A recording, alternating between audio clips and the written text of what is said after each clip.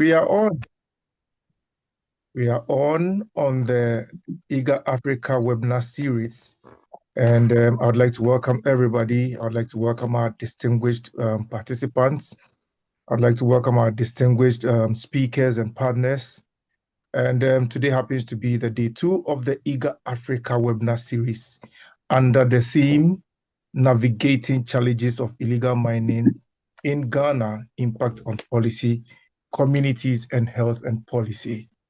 Yeah, so this is a program put together by IGER Africa to look at ways and means to address the challenging threat that illegal mining poses to us in Africa.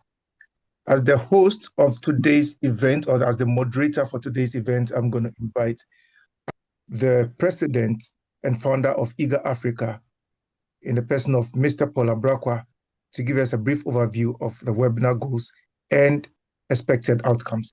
Mr. Abrakwa, the floor is yours. Thank you, Mr. Moderator, for giving us the opportunity to speak to Ghana, Africa, and the world at large. As the president of IGER Africa, on behalf of all the members and the executive board of IGER Africa, we want to appreciate everyone's commitment, dedication towards the growth of Africa, Ghana, and the world at large.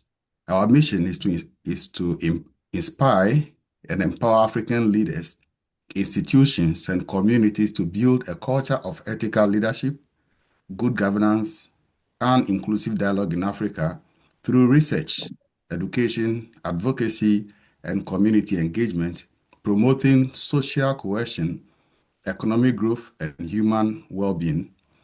Distinguished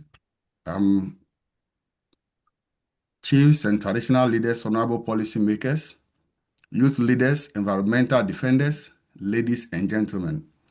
Today is not a day for a polite conversation. Today is a day for truth. The one awakened us.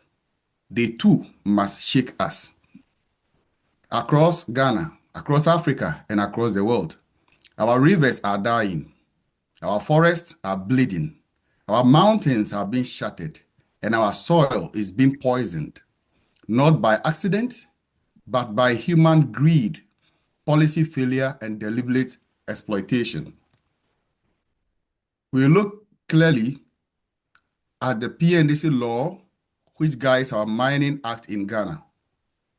The PNDC law 153 of 1986 and the PNDC law 218 of 1989 were created to protect our mineral wealth and regulate mining. On paper, they promised. They promised environmental protection, community consultation, orderly mining system, accountability.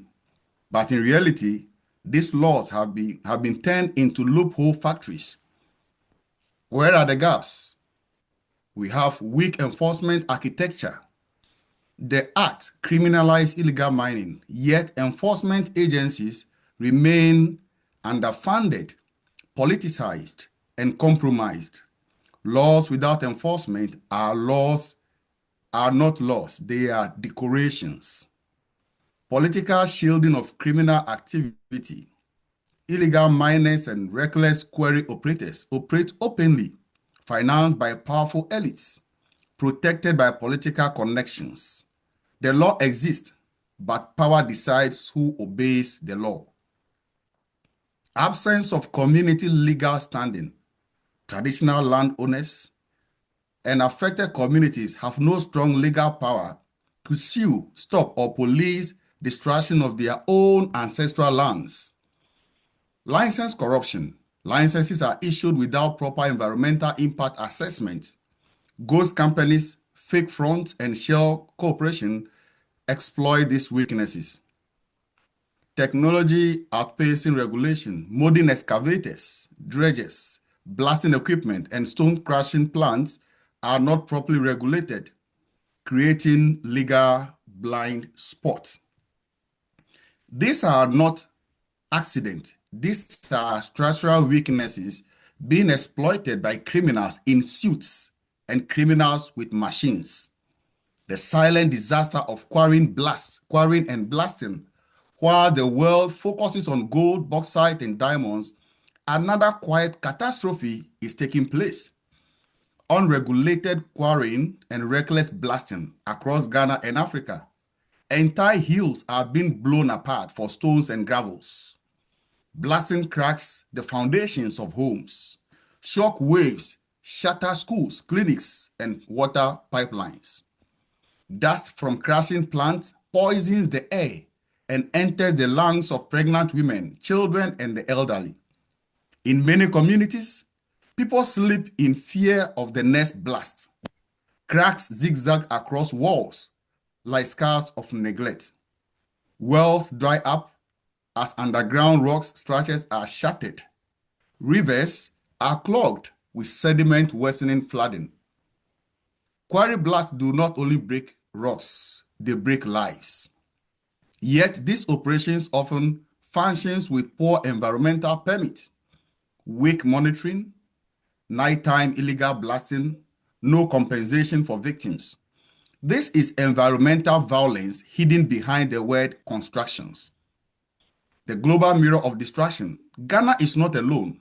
In Brazil, illegal gold mining and quarry explosions scare the Amazon basin, poisoning rivers with mercury. In the Philippines, unregulated quarry blasting destabilized mountainsides, triggering deadly landslides. In China, decades of uncontrolled quarrying turned fertile provinces into dust bowls. In India, illegal stone quarries have collapsed, burying workers alive and destroying villages just like Ghana. In the Democratic Republic of Congo, both mineral mines and stone pits have left toxic scars and orphaned landscapes. And in Ghana, rivers like Pra and Cobra, Ofin, and Birim are poisoned. Communities in Akwetia, Takwa, Ashanti, eastern and northern regions feel the tremors of blasting and mining. Cocoa farms are cracked apart. Sacred hills have been turned into gravels. This is not development. This is pure destruction, wearing hard hat. The exploited loopholes destroying Africa. Fake small-scale quarry licenses used for industrial-scale blasting. Environmental permit ignored or forged. Chiefs and landowners coerced or bribed. Buffer zones around homes and schools violated. No rehabilitation of blasted land. This is not ignorance. This is organized environmental crime against humanity. Traditional authority, the forgotten firewalls. Before colonial laws, sacred hills were untouchable. Sacred forests were protected. Sacred rivers were feared. Today, dynamite enters the taboos once protected. Greed replaced guardianship. Cash replaced culture. We must restore traditional environmental authority, not as a ceremony, but as law. The generation that must not forgive us, the youth. If we fail, our children will breathe dust instead of air. Our grandchildren will inherit cracked land instead of fertile soil. The youth must become environmental monitors, blast impact reporters, drones and satellite observers, community air and vibration data collectors. Technology must now serve protection, not distraction. A direct warning to the destroyers of our lands, to illegal miners. Your machines will not be stronger than our laws. To reckless quarry operators, your blast will not silence our voices. To corrupt officials, your signatures will not escape history. You will be remembered for the evil you caused humanity. And to the politicians shielding destruction, your promises will rot in shame one day. Today, our call to action: we are not victims. We are not helpless. We are not waiting. We demand reforms to the PNDC Law 153 and 218 to explicitly regulate quarrying and blasting and mining. Heavy criminal penalties for illegal blasting operations. mandatory real-time blasting monitoring, legal power for communities to halt destructive quarrying, rehabilitation of destroyed landscape. To the end of this program, I call on African leaders and every individual. Africa does not belong to destroyers. Ghana does not belong to polluters. Our rivers are not for sale.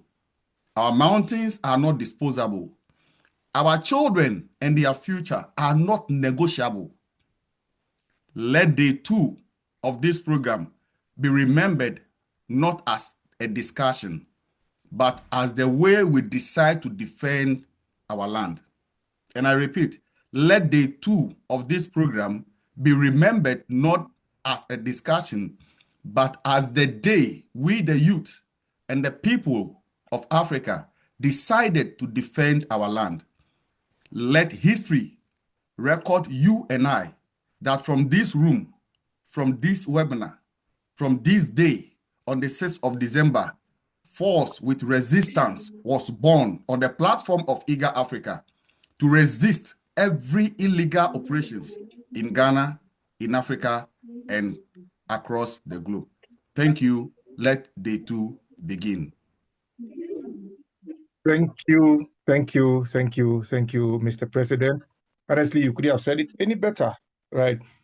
Let day 2 be remembered as the day where the youth decided to defend our land and resist every illegal operations.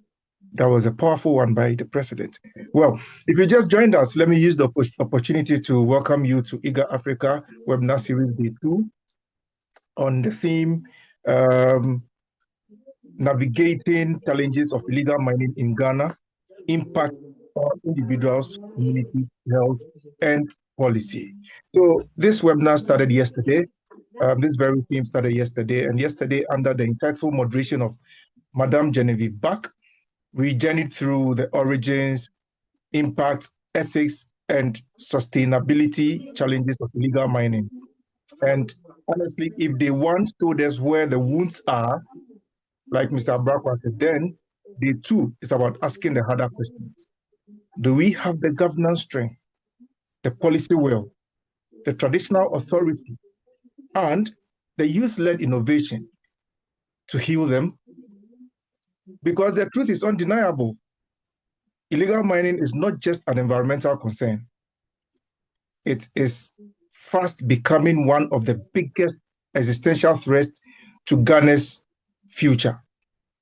Look, let me blow your mind with some facts on how illegal mining has affected some areas in Ghana, just as our president just said. Let's go to environment. Illegal mining has contaminated over 60% of Ghana's major river bodies, including the Pra, Ofin, and Ampobra, according to the Water Resources. The Ghana Water Company Limited has repeatedly warned that if pollution continues at this rate, then treatment plants may have to shut down, and Ghana could struggle to supply potable water in the near future. Now to the land and forestry destruction. The Forestry Commission reports that more than 19,000 hectares of forest reserve land have been destroyed by illegal mining activities, including critical biodiversity zones. And the health impacts: mercury used in Galamsey community soil and water, contributing to rising cases of mercury poisoning, neurological disorders, and rebirth defects in mining communities. And studies have shown that how mercury in some communities are 10 times higher than the WHO's recommendations threshold. So guys, this is not just mere rhetoric. I mean, we believe that this thing has become the Galamsey menace, or the illegal mining menace, has become a national cancer, not even just a national cancer, but it's gradually becoming a whole disaster that needs to be tackled. So in essence, today's webinar aims at shifting the focus from diagnosis to action, from identifying the crisis to imagining the solutions Ghana desperately needs. I tag day 2 as a day where governance meets courage, where policy meets enforcement, where tradition meets accountability, and where the youth meet technology, to shape new alternatives. If day one opened our eyes, then day two, I bet to say that is going to ignite our resolve.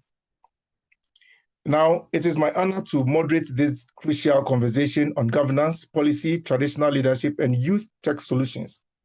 My name is Elvis Washington Ajimanku, and together, let us interrogate the system, challenge the gaps, and amplify the innovations that can help Ghana reclaim its lands, water, and future.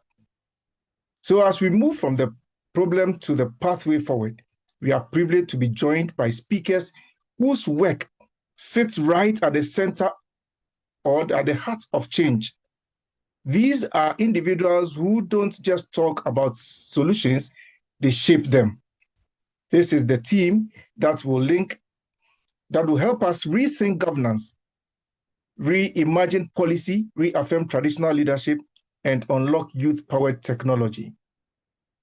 Ladies and gentlemen, it is my singular honor to introduce to you our speakers for the day two of the IGER Africa webinar series on illegal mining. And I will go into their profiles right after introducing them. So on the bill today, we have Professor P.L.O. Lumumba, lawyer Awula Sewa, Professor Ellis Owusu-Dabo, and Dr. Engineer Alex Kofi Appiah. Now let me take you into the profiles of these distinguished personalities, and I begin with Professor P.L.O. Lumumba. Professor P.L.O. Lumumba is a professor of public law, a holder of an LLD, Doctor of Laws, on the law of the sea from the University of Ghent, I beg your pardon, Belgium. Master of Laws degree and Bachelor of Laws degree from the University of Nairobi. Professor P.L.O. Lumumba holds an honorary degree of Doctor of Letters, DLit, honoris causa, from the University of Cape Coast in Ghana. He is also a holder of the degree of Doctor of Science, DSc, honoris causa, from Bells University of Technology in Nigeria. He has been trained on human rights at the Institute of Advanced Legal Studies, University of London in England, humanitarian law at the Rural Wellenberg Institute of the University of Lund in Sweden, and on international humanitarian law in Geneva, Switzerland. He is an advocate of the High Court of Kenya and Tanganyika and a certified moderator. He is a fellow of the Institute of Certified Public Secretaries of Kenya. He is a fellow of the Institute of Certified Public Secretaries of Kenya, FCPS, a fellow of the Kenya Institute of Management, FKIM, and honorary fellow of the African Academy of Science, FAAS. He is the chairman of the Farifina Investment Group in Monrovia, Liberia, an economic strategic growth and development initiative for Africa based in Nigeria. He is the immediate former director and chief executive officer of the Kenya School of Law, a former secretary of the Constitution of Kenya Review Commission, and a former director of the Kenya Anti-Corruption Commission, KACC. He is the founding trustee of the African Institute of Leaders and Leadership, AILL, and founding chairman of the Association of the Citizens Against Corruption, ACAC. He was the founding dean, Kabarak University School of Law, a former lecturer at the University of Nairobi, UON, and the United States International University, USIU Africa, Widener University, USA, Nairobi Summer School, and Chancellor of the Unity University in Hargeisa. He is also currently a professor of leadership and ethics at the African School of Governance in Kigali, Rwanda. He is widely published and currently consults with Lumumba and Lumumba Advocates, a member of the Africa Justice Group, and runs the P.L.O. Lumumba Foundation with presence in 50 African countries. Ladies and gentlemen, this is a brief profile of the distinguished orator of Africa, Patrick Lodge Lumumba. Patrick Lodge. Otieno Lumumba. Yes. Thank you. Patrick Lodge Thank you. Yes, great. The orator of Africa. So let me move on straight to the next profile of the next speaker. So I want to finish with the profiles, and then we move into the speeches. So the next on the agenda, the next on the profile list is lawyer Awula Sewa.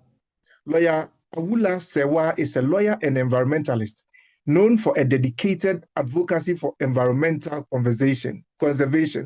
In the late 1980s, she founded the East La Environmental Group in Accra, promoting environmental awareness and tree planting. After moving to the UK, she co-founded the BTWSC voluntary organization, which led environmental projects, including taking a stand against fly tipping and littering. In 2003, she was elected a fellow of the Royal Society of Arts, and in 2007, she received a Brent Citizenship Award for her voluntary work. On her return to Ghana, Awula Sewa co-founded Eco-Conscious Citizens Group, which is working towards a clean, green, healthy, and serene environment. The organization focuses on protecting our national heritage. Campaigns including ending illegal mining and supporting activities, protecting parks and gardens, land, and asking for an audit of all parks and garden lands across Ghana. Raising awareness about adverse effects of air pollution, including open burning and noise pollution. Eco-Conscious Citizens is part of the successful campaign to repeal the environmental protection, mining in forest reserves, regulations LI 2462, which allows mining in Ghana's forest reserves. Awula Sewa is part of the campaign against bauxite mining in Etiwa Forest Reserve, led by Arocha Ghana. She is part of the campaign to ban single-use plastics and was part of the successful campaign to preserve the Sandema mahogany canopy trees in the Upper East region.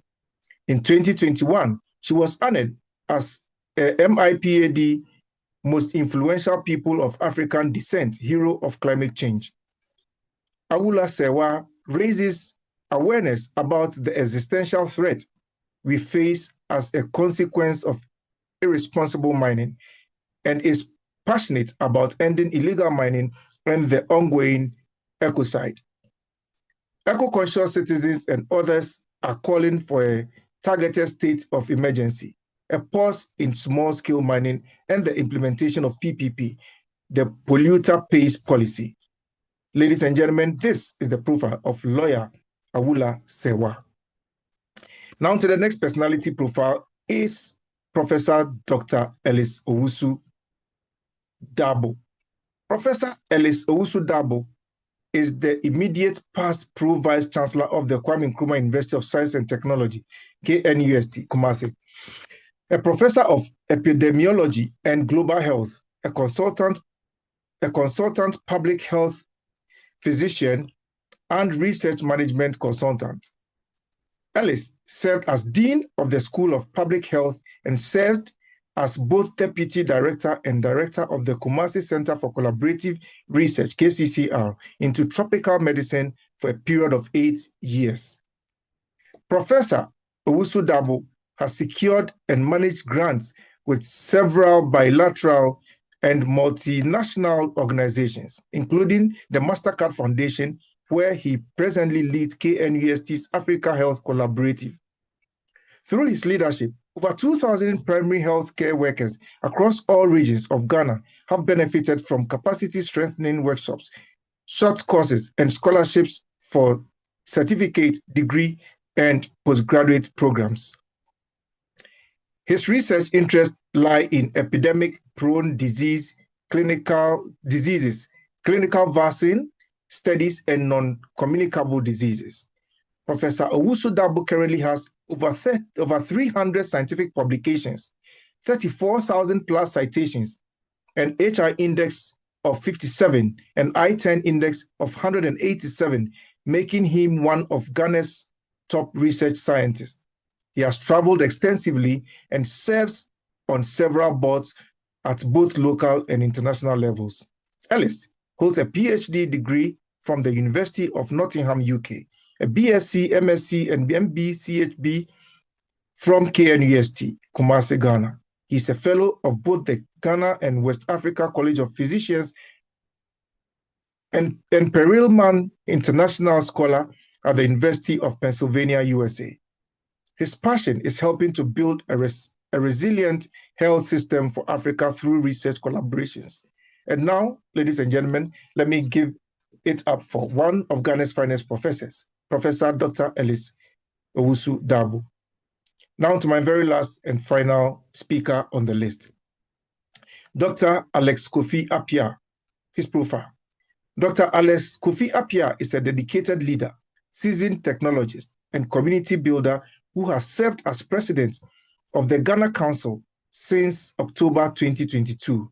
With a career spanning industry, academia, sports, and faith-based service, he brings a unique blend of technical expertise, strategic leadership, and people-centered engagement to every role he occupies. His professional expertise. Dr. Appiah is currently head of IT software applications at the BP Gelsenkirchen refinery, where he oversees complex digital systems that support critical industrial operations. His professional journey includes impactful roles such as senior IT project manager at Atos and SAP consultant with Siemens Business Services, reflecting over a decade of experience in enterprise technology, innovation, and project governance. Academic and professional qualifications. A strong believer in lifelong learning, Dr. Appiah holds PhD in IT engineering and occupational safety, University of Kingston, London. MSc in computer science and in electrical engineering, University of Peterborough. MBA in international business and strategic management, University of Applied Sciences, Essen. Certifications. He is also highly certified in global project and IT management standards, including PMP, Scrum Master, ITIL-V4, Agile Practitioner, and Prince 2 Practitioner. Beyond his corporate and academic achievements, Dr. Appiah is deeply committed to community development. He is a track and field hurdles coach and a certified referee with the Deutsche Leichtathletik Vierband DLV. He also serves as a church leader at Christ Evangelical International Ministry in Hene, where he supports spiritual growth and community cohesion. Wow. So this is the profile of Dr. Appiah. So now, beyond, so now that we are very clear with the agenda, and we have very clear insight of our speakers on who our speakers are and the weight they carry. I would like to take a moment in the breakout session, which is next on the agenda, to hear out what your expectations are for today. In fact, we have a lot on the table today. So briefly, in the next 2 minutes, let me hear from you in the comment section, or you can open your microphone and camera so we can hear from you what your expectations are. And then quickly, we bring in Professor Pierre Lumumba to give us his keynote address.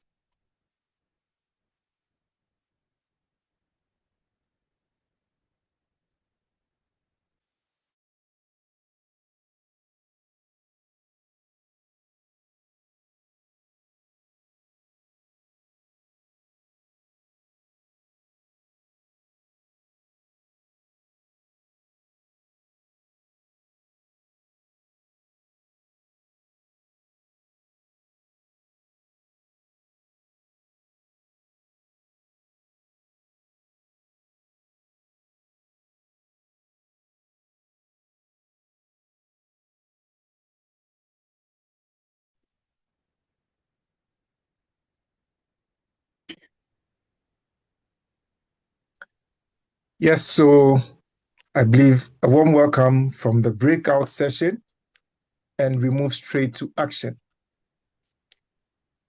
I think some people are still joining, so let's wait. Let's give ourselves a few seconds, and then we move straight into action.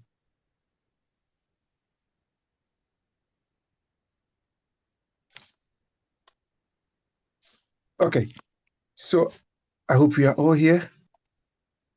All right, so without wasting much time, let me invite our very first speaker of the day who will give us the keynote address. And he is in the person of our very own orator of Africa, a Pan-Africanist, a man who speaks and the whole of Africa shivers. I came across a speech of his, and I quote, "We live in a continent which has great prospects, but is now in monumental difficulty." And this was said by no other than the man, Professor P.L.O. Lumumba. It's an honor and a privilege to welcome our distinguished speaker, Professor P.L.O. Lumumba, to give us the keynote address. Prof, if you can hear me, take over, sir. Thank you very much. Let me say how glad I am to be present in this assembly. And I am aware that I've been asked to deliver a keynote address and also to be sensitive to the subject of the day, navigating the challenges of illegal mining in Ghana, impact on individuals, communities, health, and policy. I believe that those who are more familiar with Ghana will speak to that subject and what we now know as Galamsey, whose impact is known, whose effect is known, and about which experts have written numerous articles and made numerous statements.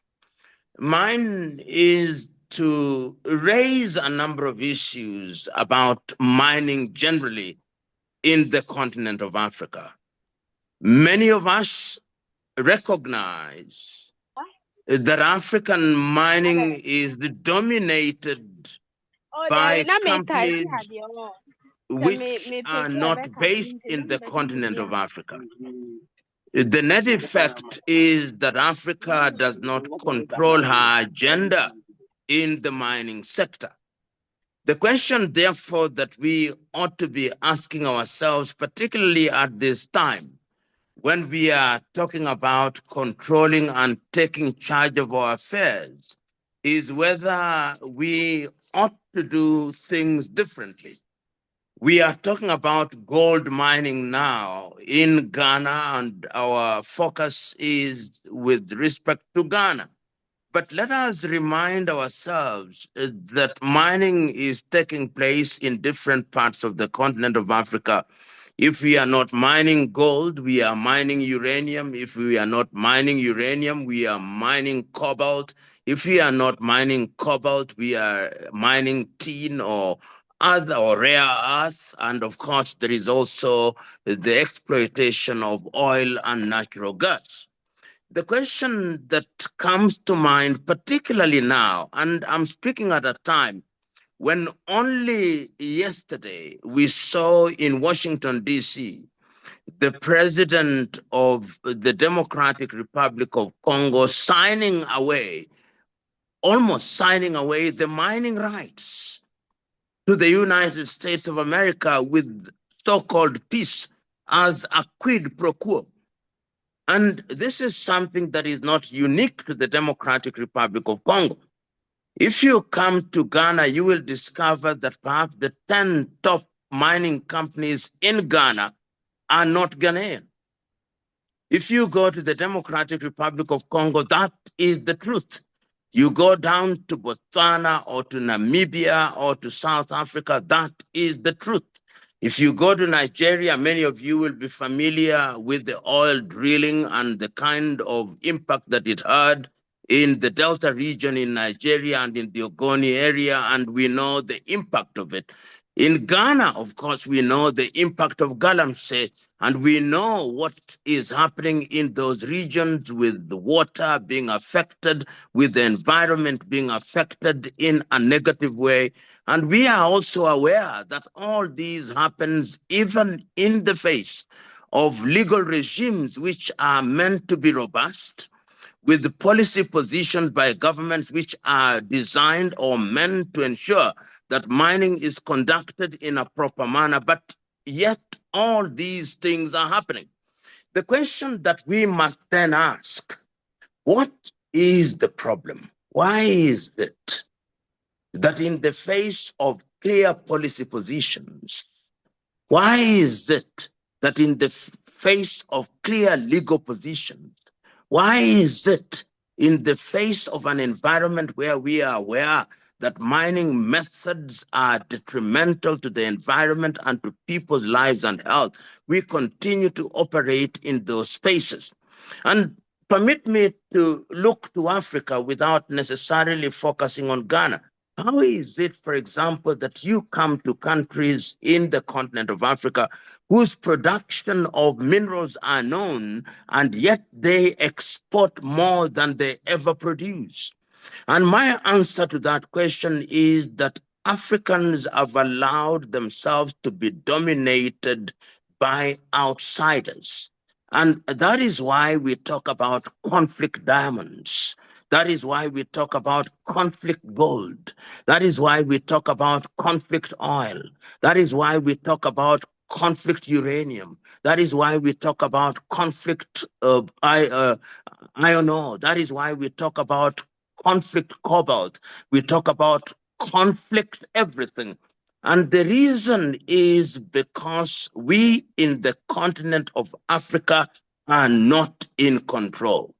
And I want all of you who are present here, whether you are academics, whether you are individuals who are involved in mining, I want you to ask the question, number one, those who are in the mining business, what kind of a player are you? Are you a small scale player? You may earn the millions, but in the scheme of things, are you a player in the same space as Rio Tinto is? Are you a player in the same space as De Beers is?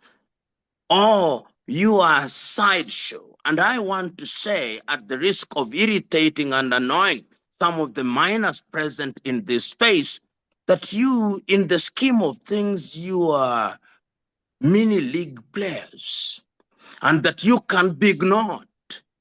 The question is, how do we elevate the African miner into an orbit where we can say that the African miner is involved?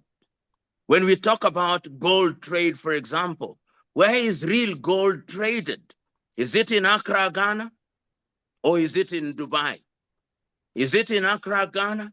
Or it is in London, England? Is it in Accra, Ghana? Or in Shanghai? Is it in Monrovia? Is it in Windhoek? Is it in Gaborone?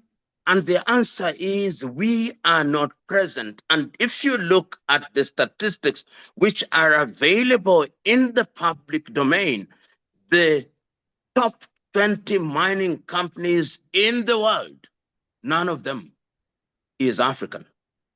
The other reality, of course, is that when we are working on our mining laws and mining policies, you will discover that some of the organizations that finance our parliaments and finance our parliamentarians are organizations that are based in the West.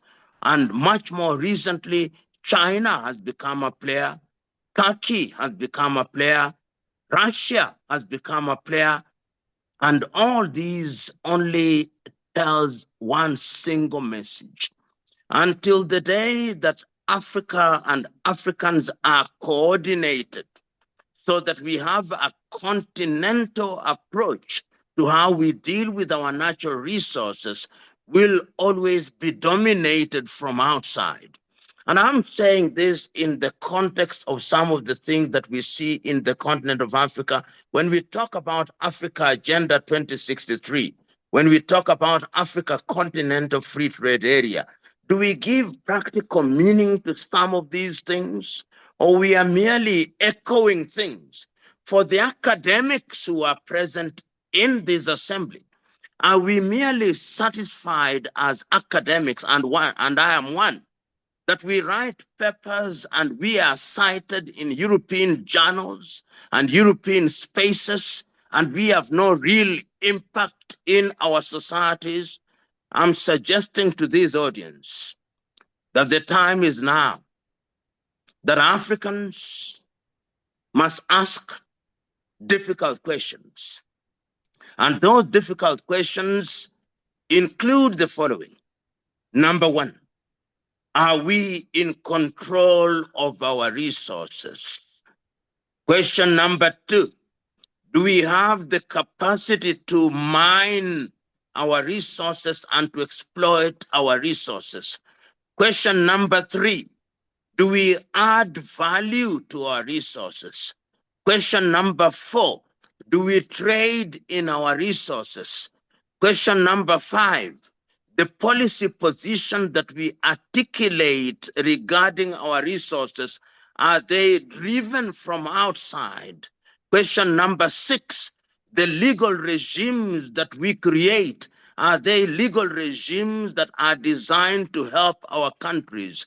Number seven, do we have the capacity to collaborate within the continent so that we trade within ourselves?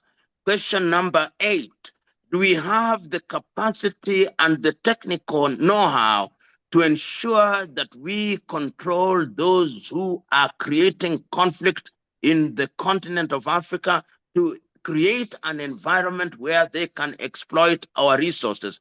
Question number nine, are the politicians in the continent of Africa involved in a manner that is positive, or they themselves are part of the problem? And the academics, are we engaged in research which is going to enable our institutions to benefit from our knowledge? These are the issues that I'm putting on the table, because I know that we have the knowledge, we have the know-how, we have the statistics, and the time is now for the continent of Africa to begin to grapple with the problems. We have analyzed our problems for too long. If you look at Galamsey, we know what Galamsey is. We know the impact of Galamsey, but your typical politicians will say with one side of the mouth that Galamsey is a bad thing. But with the other side of the mouth, he will say, but I need the votes. And for that reason, we are going to wear velvet gloves when we are dealing with those who are engaged in Galamsey. The time is now to approach our issues with bare knuckles. It is only then that Africa will rise. Africa must recognize that in all things, there is no gain without pain. I rest my case, knowing as I do that the other contributors will flesh out the skeletons that I have provided. Thank you very much. Thank you very much, Professor PLO Lumumba. Thank you so much. I mean, it's always a privilege to listen to you, and you've nailed it. And you gave us 10 key areas to look at. And I would like to highlight that briefly, which you said, are we in control of our own natural resources? Do we have the capacity or technical, financial institution to mine and exploit these resources ourselves? And three, do we add value to our resources? Or are we still exporting raw materials as we did a century ago? Do we trade in our own resources in a way that benefits our economies? Are our policy positions genuinely our own, or they are shaped and dictated from outside? Are the legal regimes we create designed for national benefit, or do they favor external interest? 7, do we have the capacity and the political will to collaborate across the continent? to strengthen intra-African trade in minerals and energy? 8, do we possess the technical know-how and institutional strength to suppress the conflicts that are manufactured in order to exploit our resources? 9, are our politicians contributing positively to resources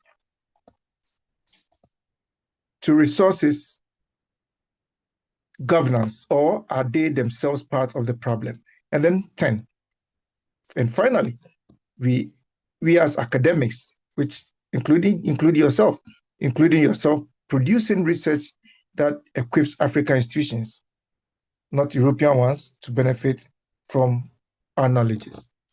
I think this is the 10 key points I'll share with everyone here later. I'm sure Prof would give us his keynote speech too, and then we'll put them out there. So thank you so much, Prof, for your insightful message, keynote address. It was short and was on point. Thank you so much. So we'll go straight into activities of day 2. And our very first speaker to hit the nail right on the head would be Awula, lawyer Awula Sewa, and she will be speaking on citizen action, environmental policy gaps, and sustainable resource management. So, lawyer Awula Sewa, thank you so much for joining us, and the floor is yours, please. Greetings. Thank you very much for having me. And I have to say that coming after PLO Lumumba is not an easy feat. I mean, the first thing I want to do is to just leave the room because he's been excellent. Now, my name is Awula Sewa, as you have rightly said. I'm a lawyer, and I'm also the founder of co-founder, I must say, of Eco-Conscious Citizens, which is working towards a clean, green, healthy, and serene environment. Now, let me, I have a PowerPoint presentation. Kwaku, can you start the PowerPoint, please? Bear with me. Kwaku, have I been given authority is it possible to give the screen sharing to Kwaku so he can do the PowerPoint presentation, please? Brother Paul? Kwaku Eco-Conscious. Please, what is, okay. Kwaku Eco-Conscious. Bear with me for this, and I will be very brief. You can do that now. Council, you have 30 minutes, please. Yeah, Mr. Kwaku, you can do that, please. Mr. Kwaku, you can start the screen share.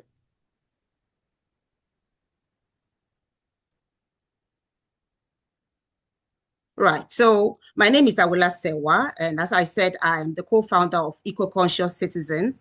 I'm also a recipient of a Brent Community Champions Award for my environmental work in Brent, and the recipient of the MAPAD Climate Action Award. Next slide, please. Next slide, please.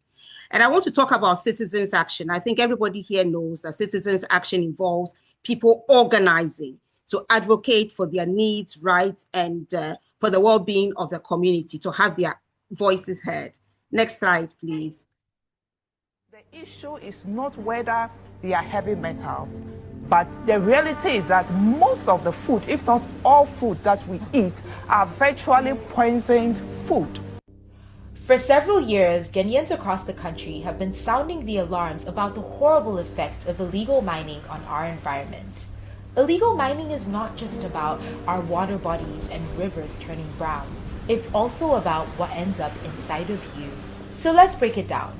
Gold is found in forest soils and near water bodies. And to separate the gold ore from the earth, toxic chemicals such as mercury and cyanide are used. This mercury and cyanide are washed into the soil and into our water bodies. And why is this so bad? The World Health Organization warns that mercury poisoning can cause kidney disease and birth defects, and pregnant women and unborn babies are most at risk. In Ghana's Tano River, scientists from the University of Cape Coast have found fish with mercury and arsenic levels far beyond safe limits. And those fish, they end up on our tables. The issue is not whether their heavy metals. But the reality is that most of the food, if not all food that we eat, are virtually poisoned food. So when you have food on your table, you are eating fufu, you are eating yam, you are eating even contemporary, results from the laboratory shows that these foodstuffs contain metals or levels of metal that are above the WHO limits. Even if you drink bottled water or imported food, you're not immune. Mercury and cyanide don't announce themselves. They're invisible but deadly. Ghana Water Company's ability to provide safe drinking water has already dropped by 75% since 2024. This is not an abstract problem. It's in your food, it's in your drink, and it's in your bloodstream. But there is hope. Citizens are fighting back. Lawyers, chiefs, journalists, researchers, activists, and even farmers are refusing bribes to protect their cocoa farms. In 2024, citizens protested the previous government's inaction. Several were arrested and kept without due process. We must continue our part because this is our home. Stop illegal mining before it poisons us all. Share this story. Demand accountability from our MPs, our chiefs, our religious leaders, and our president.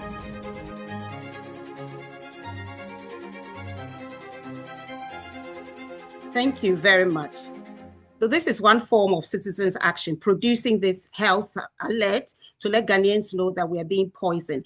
And let me add at this point that even when the water is clear, as has already been said, it doesn't mean it's safe because mercury, cyanide, arsenic don't have a color. Next slide, please. So the citizen action, as you can see, apart from health, videos, it's advocacy, picketing, as you can see, and radio discussions. We have also in court regarding Atiwa Forest Reserve. We do not want mining of bauxite there because Atiwa Forest is the source of water to 5 rivers, and 3 rivers take their source from Atiwa Forest Reserve, and it's the source of drinking water to 5 million Ghanaians. And what we are saying is that mining bauxite there will pollute the Atiwa forest and destroy endangered species. We've also campaigned for the repeal of LI 2462, which allows for mining in forest reserve. So this is a demonstration. Next slide, please. Weep no more, African child. Cry no more, African. It's a right to silence whilst we're being poisoned. And I want to say that whilst our rivers are being poisoned, whilst our forest reserves are being decimated, whilst our farmlands have been affected, so right now even the food we're eating, whether it's your ponchokri or your cocoa, do you know exactly what you're eating?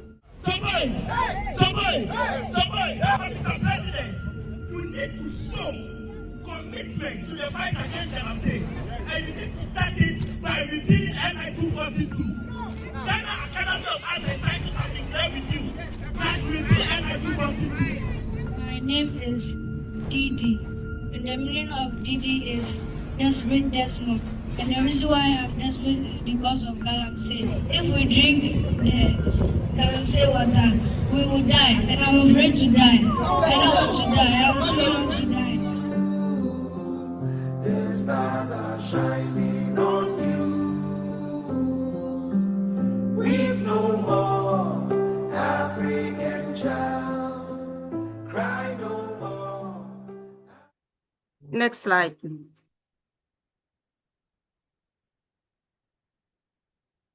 Yeah, so again, citizen action. Next slide, please. Hands off, our parts and gardens, hands off. Don't make us beg for pardons, hands off. Cause enough is enough. It deserves some harmony. Stop neglecting you and stop neglecting me. Hands off, our parts and gardens, hands off. Don't make us beg for pardons, hands off. Cause enough is enough. Build those where the slam don't touch. We not need no more concrete jungle, no. What we need is natural, won't land restored. To Accra we say, oh no no. Ghana come lest we grow. Oh, hands off our parks and gardens. Hands off. Don't make us beg for pardons. Hands off. Cause enough is enough. Build elsewhere, this land don't touch. Hands off our parks and gardens. Hands off. Don't make us beg for pardons. Hands off. Cause enough is enough. Build elsewhere, this land don't touch. We not need no more concrete jungle, no. What we need is natural, won't land restored. To Accra we say, oh no no. Ghana come lest we grow. Oh, hands off our parks and gardens. Hands off. Don't make us beg for pardons. Next slide, please.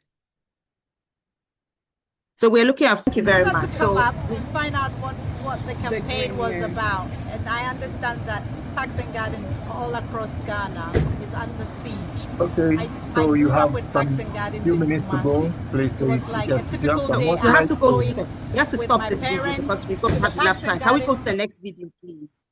So our campaigns have been many, but we've had case studies. The first have been parks and gardens. We successfully stopped the building of a multi-story office building on parks and gardens land through citizens' action. The other campaign has been with protecting the Sandema canopy trees, which were going to, in the Upper East region, which would have been felled without our intervention. You can see the canopy trees. Then we've also had a case study in Atronsu. So maybe if we can go to the next slide, Atronsu. And in Atronsu, we've supported activists who have tried to protect their pristine or once pristine Atronsu stream and their landscape from mining. And this is one thing that we've tried to do. We're supporting them now because to thank them for protecting their landscape. Atronsu that we are talking about. Look at how pure it is as of now. This small river, we want to destroy it and destroy our farmlands. I hope you can hear the sound as to how the water is flowing. This is a river that we are protecting as well as our land. Thank you. Thank you very much. Can we go to the next slide, please? So the activists have been charged. They are in court right now because 2 excavators got burnt. Excavators that were polluting the pristine Atronsu stream. The next case study is Gemma. Gemma is a success story. Thanks to their visionary chief and to Father JB, they have successfully stopped all forms of mining in Gemma. Their rainforest is still pristine and their land is pristine, and they are actually going into cooperative farming, not mining. And now when we talk about, can I have the next slide, please? Environmental policy gap. For me, the main issue is lack of enforcement. As was said previously, our laws are like decoration. They are not enforced. But one thing we all need to look at is Section 17 of the Minerals and Mining Act 2016, Act 703. There's a water right, which allows under the, when they get permission, the concession rights to actually divert water bodies for mining. This is unacceptable. And this Section 17 of the Minerals and Mining Act should be repealed. We cannot have waters diverted for mining. And then the next slide, please. We're looking at sustainable resource management. We all know that we cannot eat gold. We cannot eat gold. So what we need to do is to ensure that all the laws we have are enforced. Before mining can take place, there are supposed to be bonds that are signed and there's reclamation. We must make sure the reclamation takes place and we must enforce the polluter pays principle. So where people pollute the environment and they are found guilty of pollution, their assets should be sold and the funds used to reclaim the land that has been polluted. And we have to look at sustainable resources management because otherwise we are all going to be doomed. If I can have the next slide, please. So Aula, you have some few minutes to go. I think some 3 minutes. So if you can wrap up, would be grateful. Thank you very much. And I think the most important thing will be the call for action. What we are asking people to do is to support the activists, especially JAGA. Jema Anti-Galamsey Advocacy Group. They have done very well because of their chief and the community champion, Father JB. They have held off illegal miners. So my final message to government is just to give us their support.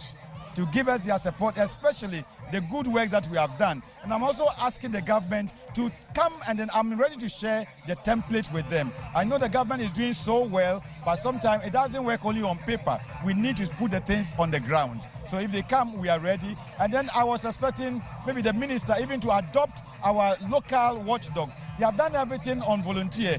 Can they adopt them as part of the Blue Water Guards and then at least give them some stipends for the work they are doing? Thank you very much. He said the government most of the time, the firefighters and the arsonists are one. The persons who are supposed to be stopping the mayhem are also either engaged or complicit. And that is why in places like Atronsu, where the activists try to stop their water from being poisoned, their only source of water is the Atronsu stream. The community miners or illegal miners, whatever you want to call it, came there. They kept on making reports to the police that their water was being poisoned. No action was being taken until Farmers Day, when 2 excavators got burned. Then the police quickly moved, arrested the activists who were trying to protect the water bodies, who claimed that they did not burn the excavators.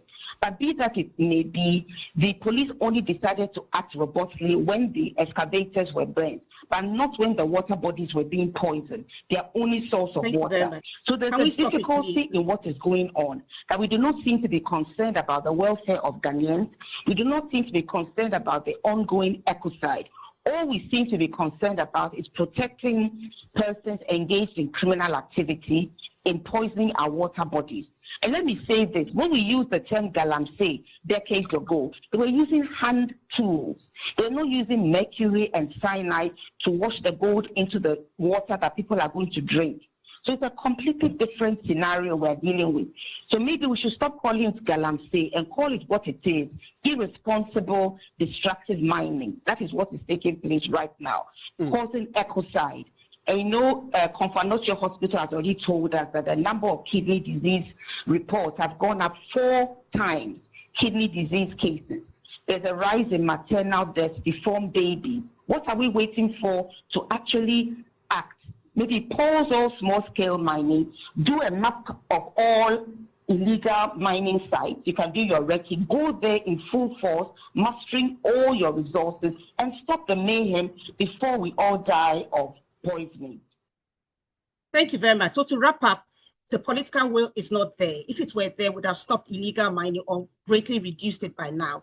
It's becoming worse. And we have the call to action is support the activists, support the GEMA, support the Atronsu activists who are facing bankruptcy because of the court fees they are paying to defend themselves from the criminal charges. And buy the mercury-free food from GEMA, who are involved in cooperative farming. Thank you so much for listening. Thank you so much. Thank you so much, Lawyer Awula Sewa. Thank you so much. So basically, we must all support activism. The political will is not there to fight galamsey, as said by Lawyer Awula Sewa. So indeed, this is a call for action to all of us. I would want to announce that there is a link in the chat box. Please follow the link. It's the IGER Africa link. Kindly follow the link. And then also, if you have comments, you can start dropping your comments in the chat box also. Kindly follow the link, and then we proceed from there. Okay, so the next on the agenda, we have Professor Ellis Owusu-Dabo. Professor Ellis Owusu-Dabo, he is the second speaker, and he's going to speak on public health crisis, science, and policy-driven solutions to galamsey. In fact, galamsey is killing every aspect of the economy, and Professor Ellis is going to touch on the health aspect. So, Professor, thank you so much. You can take it over.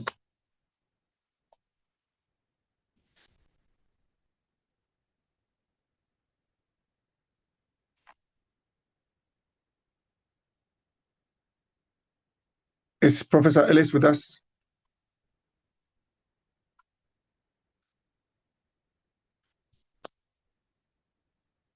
All right.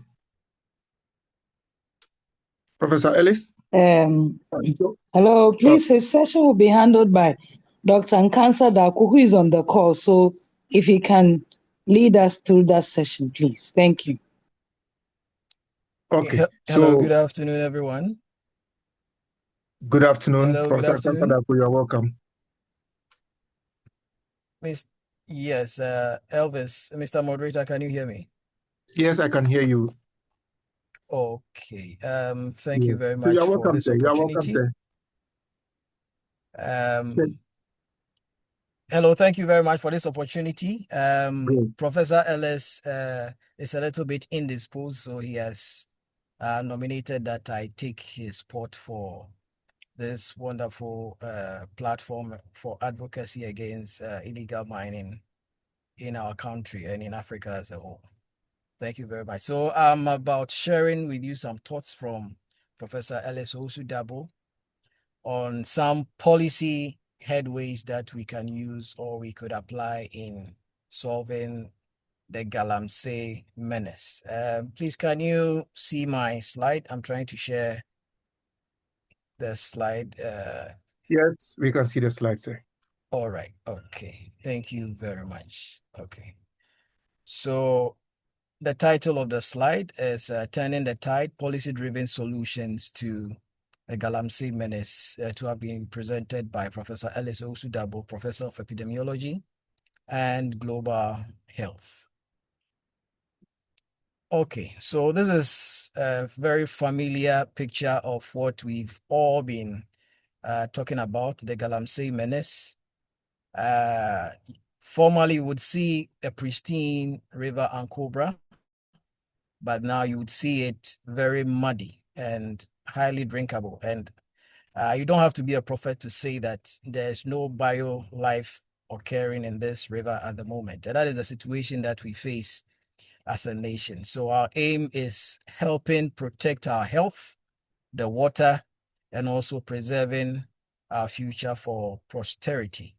So what we are encountering now as a nation is a national challenge, and it's even an understatement to say so. We are having issues with illegal, small-scale gold mining threatening our rivers, our land, and then our health. Several communities have been exposed to some harmful minerals like mercury, lead, arsenic, cyanide. So Professor Sampini from Konfanochi Teaching Hospital and the School of Medical Science, KNUST, has done extensive studies to bring out the evidence that because of the exposure to some of these metals, we are having babies with deformities, multiple digits than expected of a normal human being, and even the placenta of women who have given birth show signs of these metals, giving us a clear indication that our future has already been exposed to the happenings of Galamsey, and they are already feeling the brunt of it, even through the placenta exposure. And then these environmental distractions are also causing loss of livelihoods, where now farmers are ceding their lands, their cocoa farms, which used to be the gold for the nation, and they are now ceding them for the work of Galamsey. So it is a very big challenge, and we hope that this platform provided by IGER would provide the needed update and the needed energy to help us fight against this menace. So we've seen some enforcement from years past. We've heard of Vanguard, we've heard of NIMOS now, but is the issue only about enforcement? I beg to differ. It also has to be policy driven. So most of these enforcement see some benefits here and there, but after some time, and as most of my speakers have mentioned, they've mentioned some key parts, particularly with political will to be able to prosecute the situation. So we work, and then after some time, we go to sleep. But we think not only with enforcement, we should be able to find scientific-based regulations to guide against this safe mining. It is not only right to tell the wrong, but we should also provide the alternative that cannot be doubted. So the one who is fighting against, we pushing against Galamsey might say, what should I do? That is where we should also give them the options. Some know, but it is also good that we drum home the alternatives so that they don't have any space to turn against or fight against our pursuit of fighting against illegal mining. And then also we need stronger policies to protect citizens and the environment. Ghana is known to be a country where we have a lot of policies and laws that even some developed countries do not have. But the issue is, do we apply them? How do we apply them? The consistency with which we apply them. So these are some of the things that we should also be thinking about as we try to bring in stronger policies to protect the citizens and then the environment. So national mining enforcement task forces, we've seen over the years, but the challenge is with its independence. Whether these task forces are able to operate on their own. Because the trick is, when you are enforcing some of these laws, what is very important is the element of surprise in catching the people in the act. But if these task forces are not independent and they will have to do the activities by routing it through other places, which could at the end lead to people being tipped off so that they are aware of the impending arrest or doom on the activities that they are doing, then these task force will just be working, but then failing even before they start. So these task force, we must try as much as possible to make them independent. And so it has not only to be government driven, but we should also have institutions and most possibly citizens also involved in the setting up of these task force. There can be several levels where we can have the government, but then also when you come down, that is where we are going to look at where we all can play a major part in it, where every citizen can also play a part in ensuring and enforcing some of these laws against illegal mining. And then we are in the era of technology. So drones and satellite surveillance are something that can easily be done. But currently, most of our approach towards enforcing these task force is the the putting off fire approach. So firefighting approach. So when we hear there is a tip-off, then we move in. And then by the time that we get there, because some way, somehow, these task forces are not that independent, the news is already out there, and then they go and then the activity is not effectively, they would not be able to succeed in the process of prosecuting or enforcing national mining laws that need to be adhered to or policies. So we need to have a more advanced, more technological approach to the fighting of this. It's strange to see that you can have freelance journalists doing these things, but institutions and government bodies are not able to do that. Flying drones over areas where we think these illicit activities are happening, and then doing real-time monitoring of activities of some of these illegal miners. And then also these task force, most importantly, should be protected from political interference. Way too many times we see some of these where you have political apparatchiks even have the audacity to determine when a task force is supposed to work and which areas they are allowed to work. So to help fight this canker, we need, as most of my speakers have said, the political will to be able to prosecute the agenda. So digitalization of mining equipment. There was news that Ghana happens to be one of the largest importers of excavators. But when you juxtapose it with construction activities in the country, it doesn't add up. So the issue is, where do these excavators end up. Your guess is as good as mine. But if we have the opportunity to digitalize and track these equipment, mainly the excavators and the pumps, those are the two key equipment that are used in these illegal mining processes. We would be able to stem the tide. And then also, the permits for these mining should be digitally tagged. It should be possible for us to map up these concessions that are given to the legal miners so that we'll be able to know, because way too many times we would see there are accusations of people mining illegally, but it is hard for us to set the parameters as to which concession or which places are allowed for the mining and which places are not allowed. And then we can also have a real-time monitoring of where these equipments are going and what is happening in these areas which have been awarded for legal, I repeat, legal mining activities to occur. So we have to make use of technology, digitalizing the mining equipment and monitoring where mining is supposed to take place. That leads to another point where we need to be able to map the areas that are permitted for mining. So we can have red zones, and we know the red zones already around river bodies. So the benchmark is to be 100 meters away from the river bodies.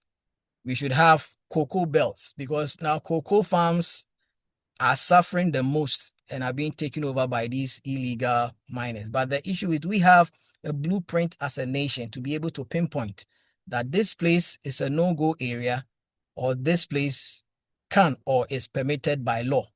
So we should have a blueprint to be able to map up these areas so that people would know and then will bear the consequences for venturing into such areas. So we can engage our geologists to help us map out and to be able to know the places where by law it's permitted and places where you are not supposed to go, so that we can help stem the tide against these illegal operations that occurs in our land. Another very topical issue is to regulate the small-scale mining. So there had been talks of community mining, but the issue is now it is even difficult to decipher who is indulged in legal community mining and then the illegal mining. We have to toughen or tighten the grip on such activities. There has to be strict environmental rules to guide these activities that we are allowing or permitting.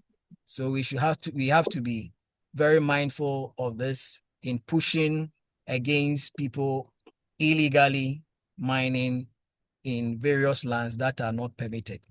And then another option is the training in mercury-free techniques. That is the way to go now. Other countries have done well. For instance, Indonesia in helping reduce the use of mercury. So we can have this as an option. Maybe government could give incentives for legal miners who want to go the way of mercury-free techniques. At least maybe if tax subventions are given for certain things because of what is presumed to be beneficial to the country, then I think in preserving our posterity, it is better to also help lead people to do mining in a mercury-free way so that lives and then our rivers and lands are also protected. So government could also support with cooperatives and access to credit, because the issue is if we do not help or try to correct the situation, it goes underground, and when it goes underground, we know of the iceberg effect. It is even bigger than what we see on the surface. So we should give the options, the better alternatives, and then also we can also provide, government can provide the needed environment to help correct illegal mining.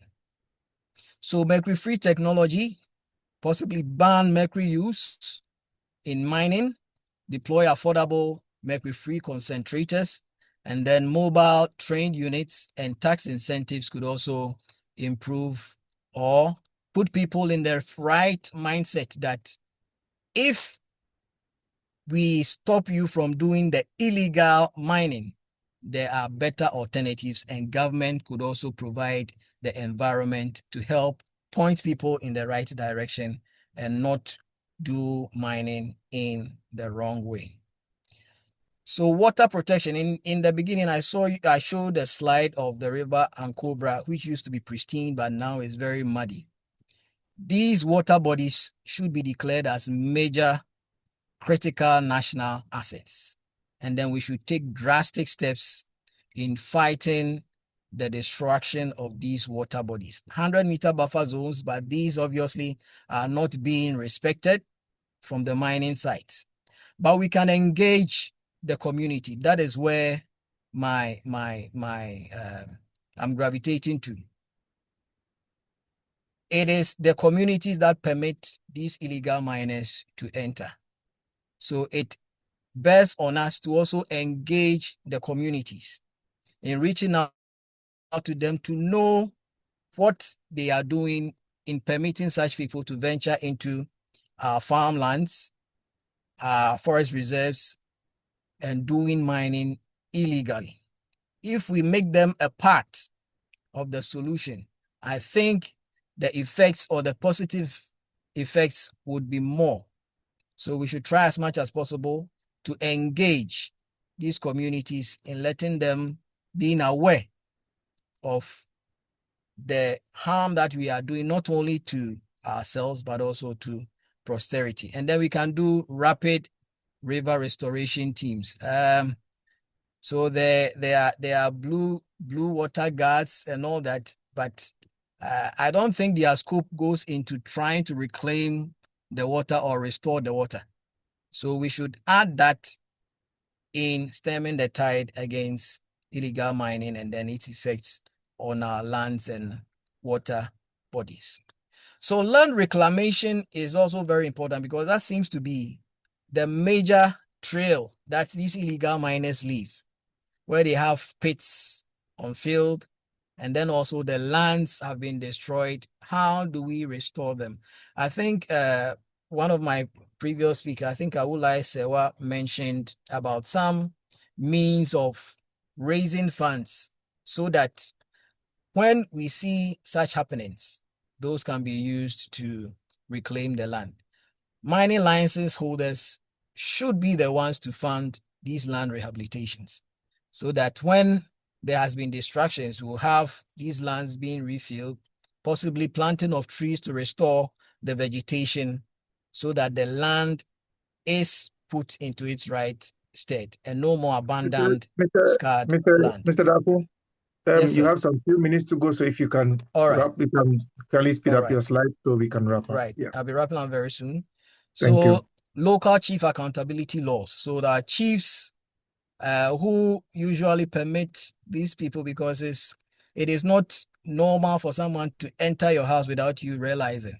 So we should make chiefs also accountable. Chiefs protecting their lands also, we could incentivize them by receiving development incentives. So they act as watchdogs, and then also they are incentivized so that they keep on doing the work of protecting their lands that they have custody of. And then also our citizens should be educated. It is important that we educate not only the community, but also the next generation, because now children are being led into the mining activity. And so we should educate them so that they do not, whether being coerced or being forced, get themselves involved in these activities. And safely protecting our water bodies is also very key. So when former President Kufuor was the president of Ghana, we had the fast-track high courts. It is also possible that we have courts that could speed up prosecuting culprits who were found culpable in illegal mining activities so that it will serve as a deterrent. So if deterrent is a tool being used, then it means that it should come faster so that it will stop people from getting themselves involved in these activities. And obviously, these prosecutions should be made public so that it will serve its purpose. So the path forward should be a strong enforcement of our laws. As I said, we have a lot of these laws, but the enforcement is an issue. And then the policies should be made clear and our citizens should be involved, because it is the citizens who have the willpower to do this for themselves. Left alone to government, it would be a challenge to us. So we need to protect our rivers, our lands, our health, and then our livelihood.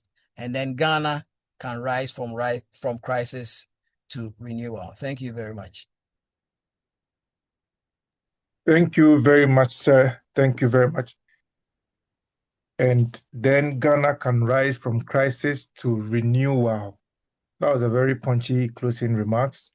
Yes, that's beautiful. Thank you so much, Mr. Nkansa. Thank you so much. So we will be coming back to our speakers for some questions to our, some answers to our questions that we have. So please don't leave yet. Continue to be with us, and then we are still tackling the issue of illegal mining. And so far, it's been so good. I am very, very elated with the insight I'm getting from these speakers. And trust me, by the time we are done, by the time we are done and develop a policy paper, government will have no choice than to go with what we are coming out with. All right, so welcome. If you just join us, you are on IGER Africa's webinar series, and today we are talking illegal mining. So please go into the chat box and then follow the IGER Africa page. And then also, if you want to be an agent of change, just drop your email and contact, and then we take it from there. The very last speaker for today is Dr. Engineer Alex Kofi Appiah. Dr. Engineer Alex Kofi Appiah, and he is going to give us the closing speech. It is closing delivery, and he's going to talk on technology, youth empowerment, and innovation as pathways out of the Galamsey menace. Doc, yesterday you left us all in suspense, and some of us are very, very eager to listen to you, because all the speakers that spoke earlier mentioned critical points to which we can address this Galamsey menace. And of course, Mr. Nkansa mentioned that the political will is not there. He also professed the use of drones and some task force devoid of political interference and all that. Yesterday, you told us that of all the discussions that we've made so far throughout the years, there's one area that we have not actually touched on. And for me, I'm very curious. Trust me, everybody's curious, because, I mean, if we've been discussing this for years and there is an area which we are yet to tackle, then it means that, I don't know, I'm ready to listen, and we are all ready to listen to you to hear that particular area untouched yet in the fight against Galamsey. So, Doc, the floor is yours. Thank you so much. Can you hear me? I think everybody can hear me. Yes, I can hear you, and we can hear you. Okay, thank you, IGER Africa, for having me here today. Okay, first of all, a big thank you to all our distinguished presenters, our moderators, participants, media houses that are following this, and also our cherished listeners. I've been in the oil and gas space for over 20 years. And one thing about this topic is that mining will stay with us, and mining has been with us since time immemorial. But unfortunately, we are seeing an ecological suicide. Now, this is no longer a threat. This is an ongoing crisis that we are seeing in our country, Ghana. I was in Ghana 2 weeks ago, and I had the opportunity to fly from Accra to Takoradi. And usually you fly over the River Accra as well. And at 30,000 feet, you can still see how polluted the river is. Now, bear in mind The River Pra is a 400-kilometer stretch river, and every bit of it is polluted, which obviously is impacting communities, farming communities around those areas. So it is a crisis that we're seeing in our country. And we have also understood the reason why we're having this menace, talking about illegal mining, persistent because of limited economic opportunities, weak monitoring, high demand for minerals, and then, of course, youth unemployment, which is driving this surge. But we have also understood the repercussions for our country. We have understood the higher use of mercury seeping into the grounds and ending up in water bodies, causing medical challenges, affecting agricultural input, fish farming, cocoa farming, and so on and so forth. But more importantly, we have also understood the destruction of our ecosystem, our lands, our forests, water sources, and farms. Now, what we need to understand, currently as we speak, 4,726 hectares of land in Ghana have been destroyed.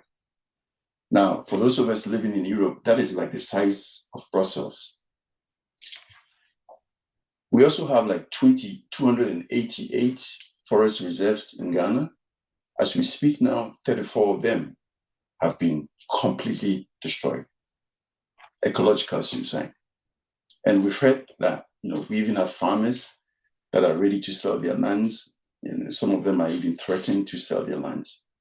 And we now have many young farmers rushing into mining. Now, all the time, I'm coming to the main point. I'm supposed to be talking about technology, but I really want to raise this issue that we're not talking about. All the time we have been talking about illegal mining. The headlines have been about illegal mining in the media space, everywhere. Even the last 2 days, our focus has been on illegal mining. But truly speaking, this is just one side of the coin. What we also need to be looking at clearly is legal mining. All the time we talk about illegal mining. And if you ask people what exactly is illegal mining, we just point out to maybe a few young people, destroying the environment. That is just one side of the story. We must look closely at legal mining too. And then we have to be asking ourselves, why is it that our government, our institutions are not in a position to take actions against the menace that we're seeing? Because we are not looking at legal mining. We rather should be looking at this holistically. And that also means that we need to completely change the narrative. We have to stop talking about illegal mining and rather start talking about reckless and irresponsible mining coming from illegal miners and licensed mining companies, especially medium and small mining enterprises. So this ecological suicide that we're seeing, it goes beyond illegal mining. So we have mining companies with licenses also involved in the destruction of our ecosystem. So from that perspective, the conversation cannot be one-sided. We can't just be talking about illegal mining. We have to look at it holistically. Now, the Minerals Commission of Ghana, they have issued 1,800 mining licenses since 2020. And yesterday we learned that gold is even being sourced from 14 regions out of our 16 regions in Ghana.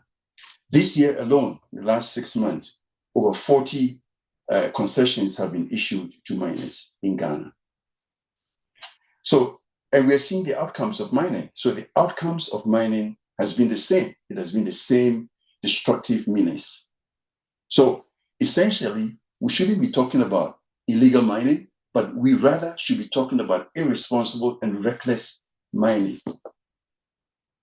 So we must look at the licensed mining companies too, because Truly speaking, a lot of these licensed mining companies, they have the resources to buy excavators. They have the resources to build water plants. They have the resources to buy hazardous chemicals that are used in mining. And that is where we have to be looking. And so in the process of advocacy, when we are agitating, when we are asking questions, that is the specific question that we have to be asking. So then if you have an oversight, an overview of licensed mining companies, that will even help you to quickly identify those that are involved in illegal mining. So the question we should be asking ourselves as Ghanaians is that, government, show us a list of miners in our country. Who are those involved in mining in our country? We are not asking those questions, but that is the question that we have to be asking. Who are they? Who are the companies? Who are the individuals?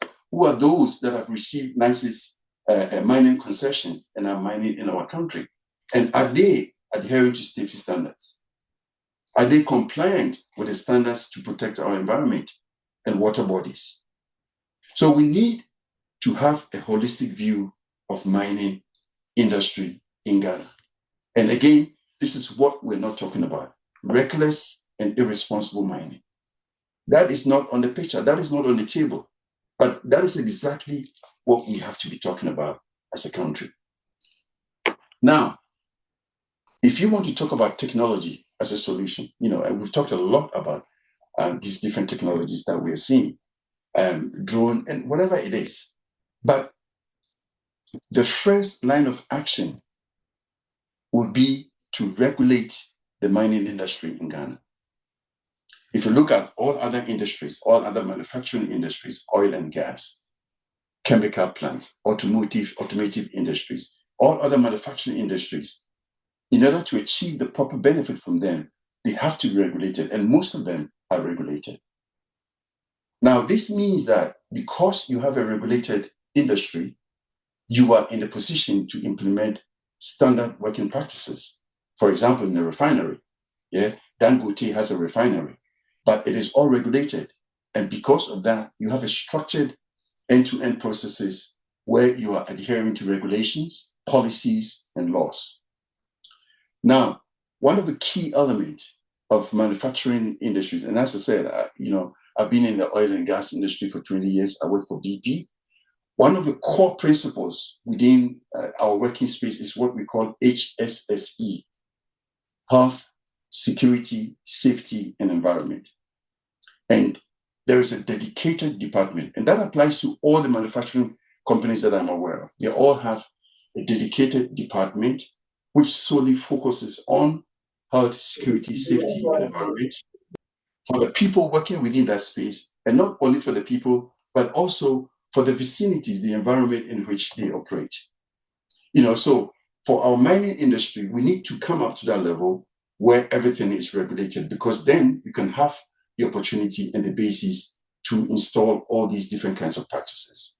And then there's a principle of waste management. In a regulated industry, then you can also be in a position to install principles around waste management, which means that you ensure that harmful waste elements do not come into contact with the environment or with people or with our water sources.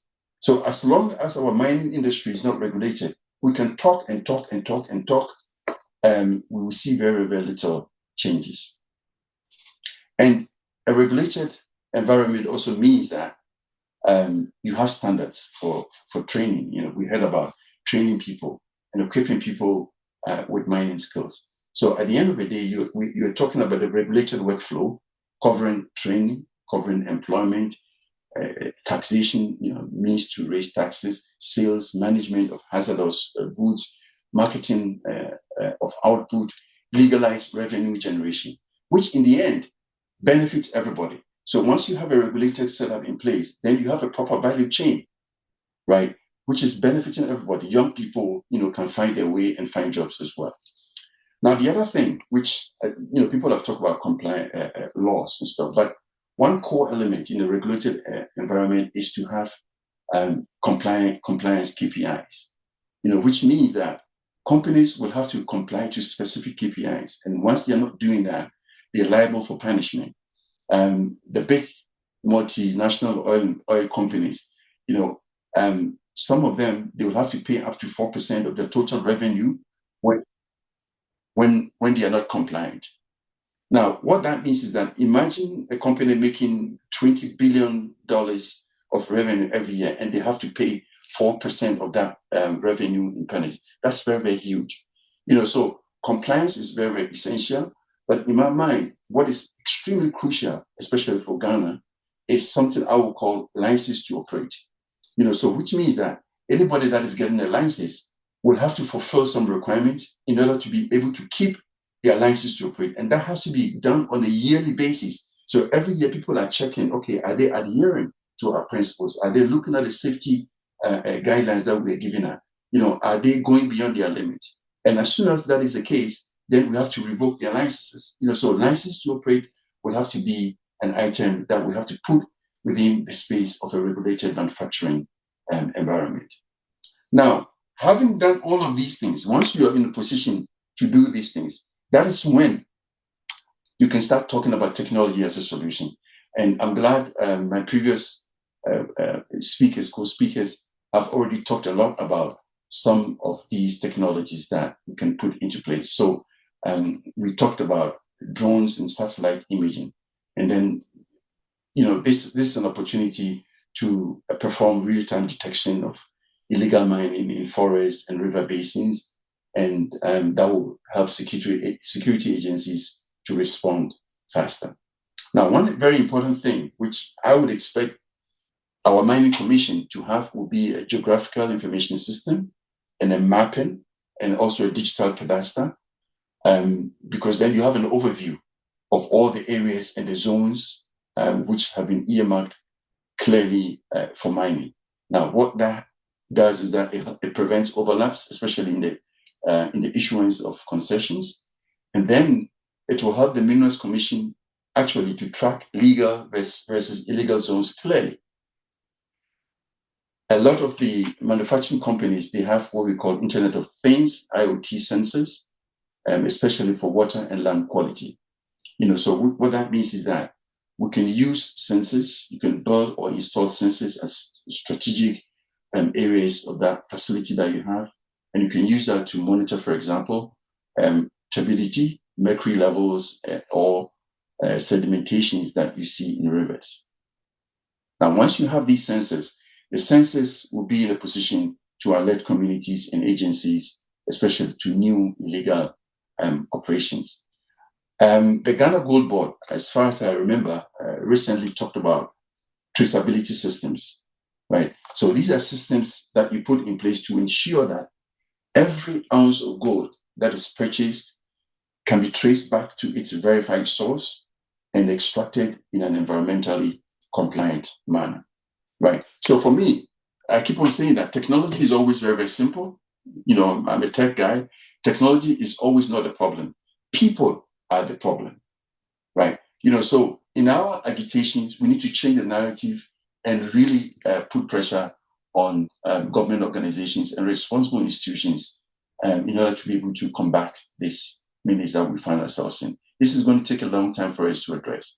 Now, talking about youth empowerment as an alternative path.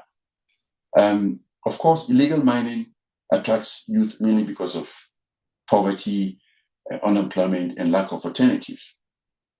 But a regulated industry will create decent and profitable alternatives, for example, within that space. Now, I come from a refinery space, and in the refinery space, you have everything.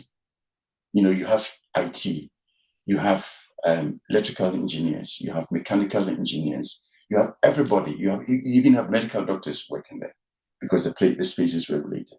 So young people can, have skills, especially in digital trades, coding, digital marketing, cybersecurity within the mining industry.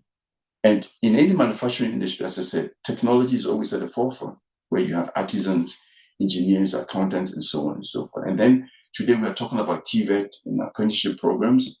A regulated manufacturing environment provides great avenue for that.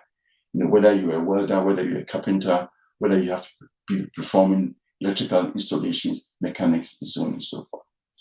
Now, the World Economic Forum There are lots of papers on that. You can Google that. You can search for that.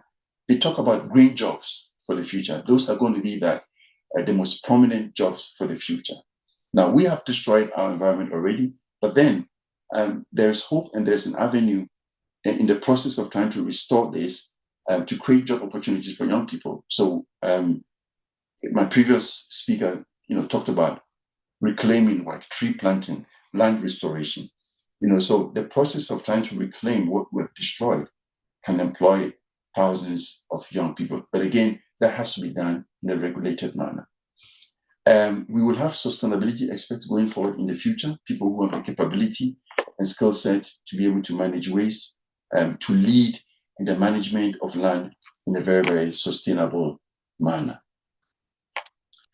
And when we talk about technology, then of course we also have to be talking about innovation, right? Innovation, in this case, innovation in mining practices.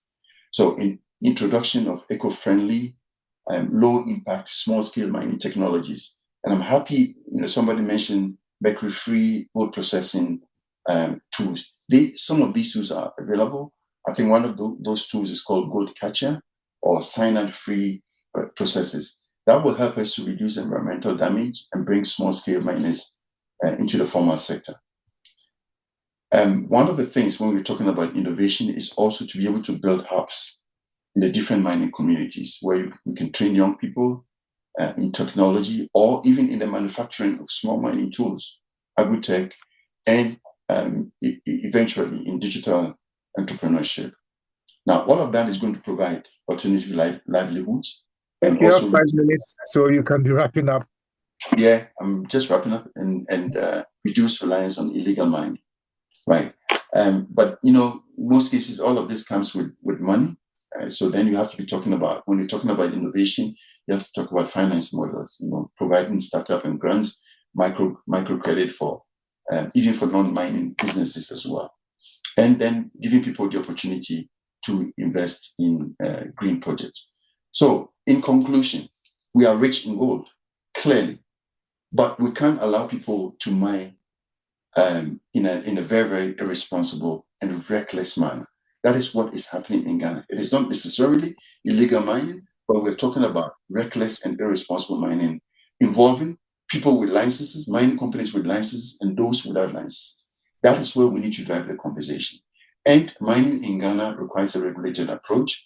And of course, once we have that regulated approach in place, then we can talk about technology, we can talk about youth empowerment.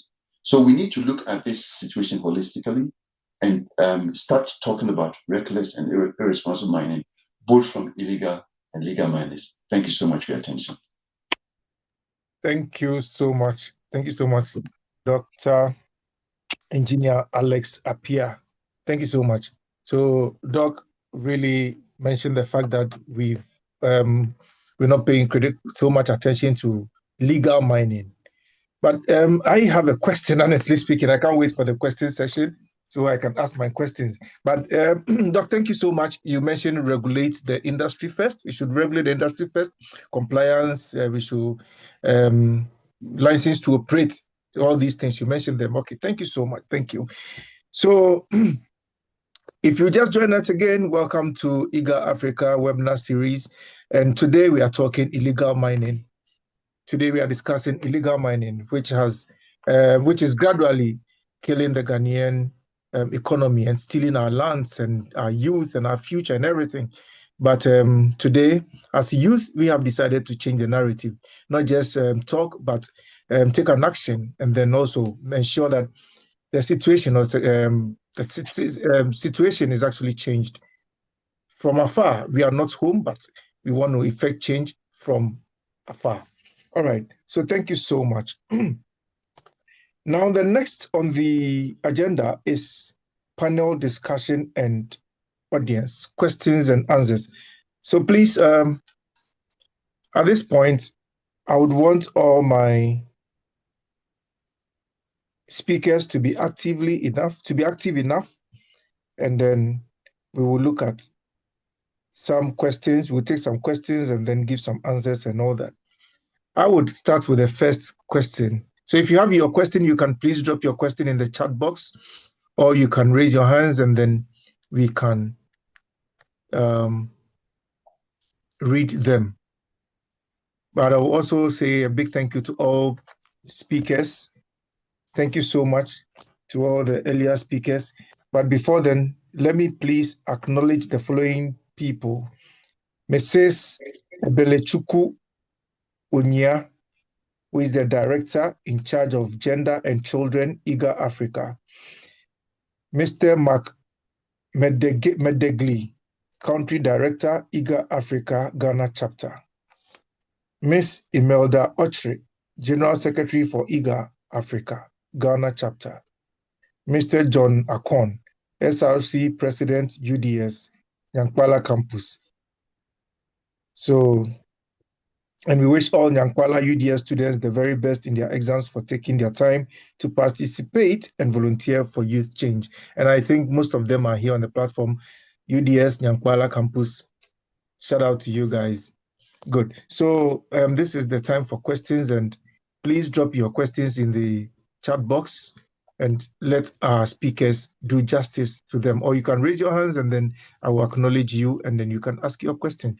But first, let me ask, Doc, my question goes to you first. I think you mentioned that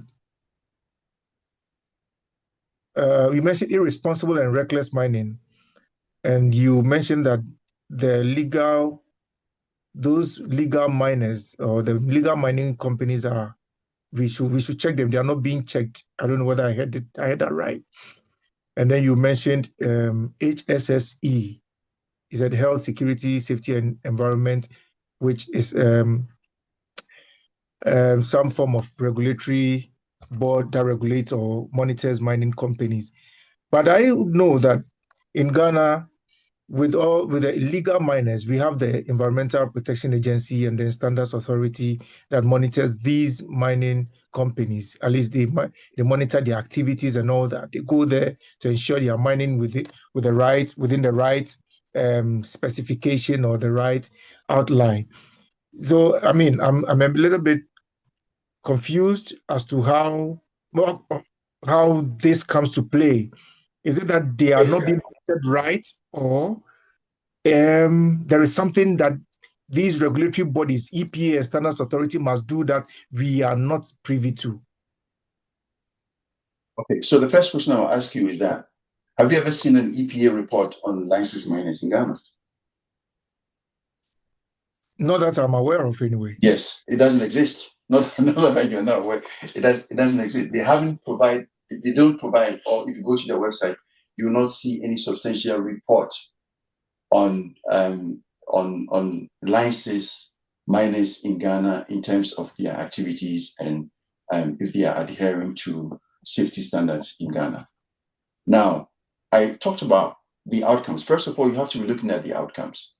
Right? If you've had the opportunity to travel to any of those mining areas, for example, areas around Bogoso, Pristia, and all those places, you will find a lot of licensed mining companies there.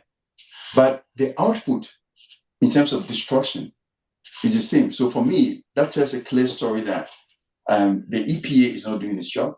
The Minerals Commission, they're not doing their job. People have their licenses, but they are not adhering to the standards, which if you look at the License Commission, before you get a concession, you have to answer a lot of questions. You are aware of that. You have to have engaged EPA and all of that. But as soon as they have the license and they are operating, that is where the story ends, right? Because one, we don't have any report, any standard central government report on these licensed companies, mining companies, right? And as long as you don't have these reports, then you can safely assume that they are also involved in the destruction of our environment. That is one thing. But the evidence is clear. It's there for everybody. We have a lot of mining spaces in Ghana. Everywhere you go, I can guarantee you, I can assure you, every mining space that you go, you will see that destruction. You will see that negative impact on the environment. And that is why it is very, very, for me, it is very, very, I don't think it is proper to make a distinction and assign the problem only to the illegal miners. So we have to look at it holistically. And that is what I'm throwing this into the ring for us to engage our organizations and for them, to bring us some level of transparency. So if the legal miners, if they are adhering to standards, then show that to us. Let us know, right? And then, of course, I also raised the question, okay, show us a list of all people who have concessions to mine, right? And when that list comes out, you'll be shocked to know the kind of people who are involved in mining in Ghana, right? From politicians to journalists to teachers to whatever, right? But this is something that we have to agitate for. We have to agitate for that level of transparency, right? It is not enough to say, oh, okay, we are fighting against illegal mining. And so we have to fight for that level of transparency to understand, okay, which people, which organizations, which individuals are involved in mining. And then to also understand, are they adhering to these environmental protection guidelines or policies? I don't think that is happening in the country because we're not even talking about that. Okay, so let me give the opportunity to others to also ask their questions. I have some. Kweku says, operators mine without EPA or Forest Commission permits, which is required in addition to the mining license. Okay, I don't think that's a question. Okay. What is the current regulatory framework for the large-scale miners? Does this framework include SME miners? This is from Stephen Kofi Enin. So I think this can be answered by our earlier speakers. If anyone want to address this, can just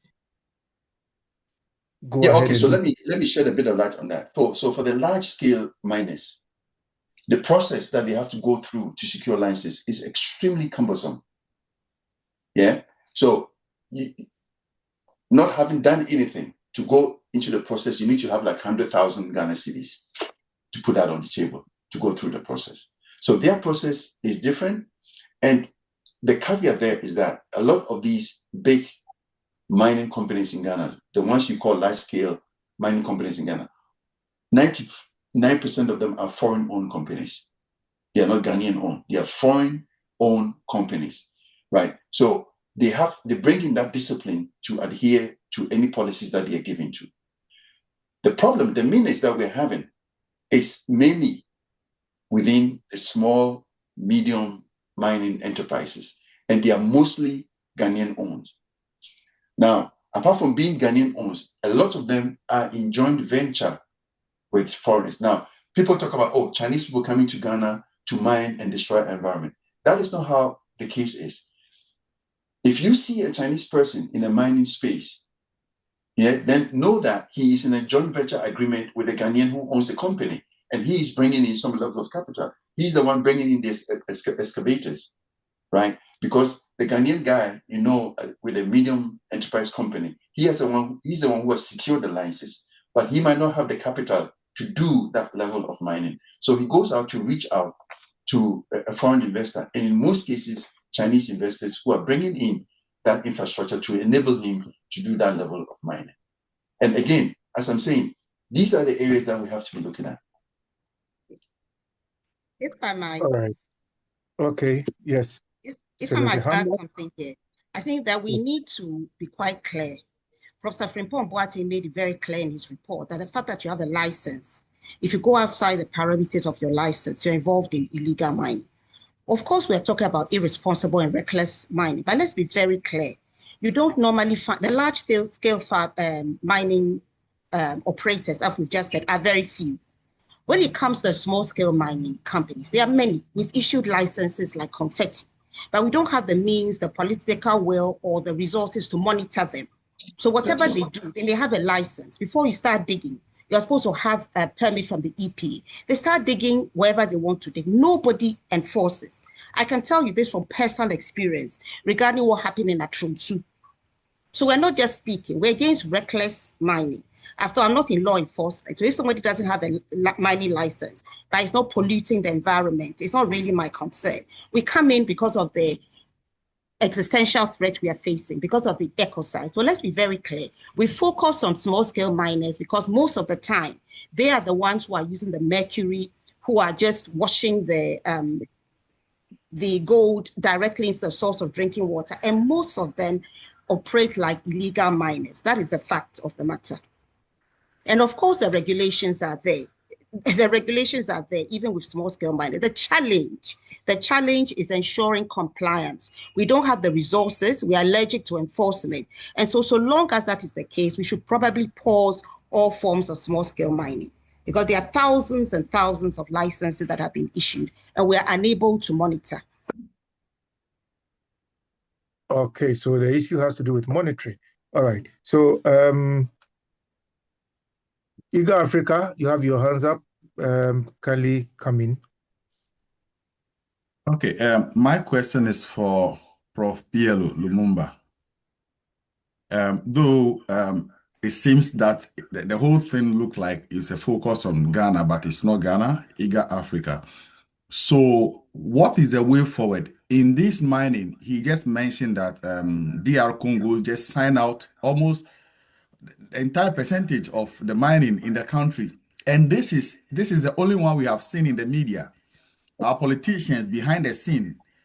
Prof. Lumumba, what is the way forward now for Africa? They are selling the birthright of unborn children and the generations to come. What is the way forward for us in Africa and Ghana? Thank you. Thank you very much. I think the African problem is monumental. We know what is right. The politicians, policymakers know what is right. But for some reason, we choose not to do what is right. Exactly. I mean, there is no easy answer. If people know what is right and they choose to do what is wrong, what do you do? And when we replace the British or the Americans, we bring in the Chinese, we bring in the Russians, we bring in the Qataris, we bring in the Arabs.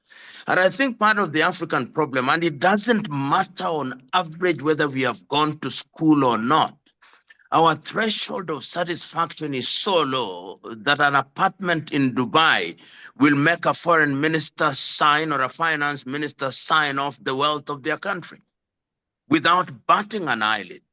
And as somebody has rightly said, in Africa, it is not a question of the lack of policies, the lack of laws.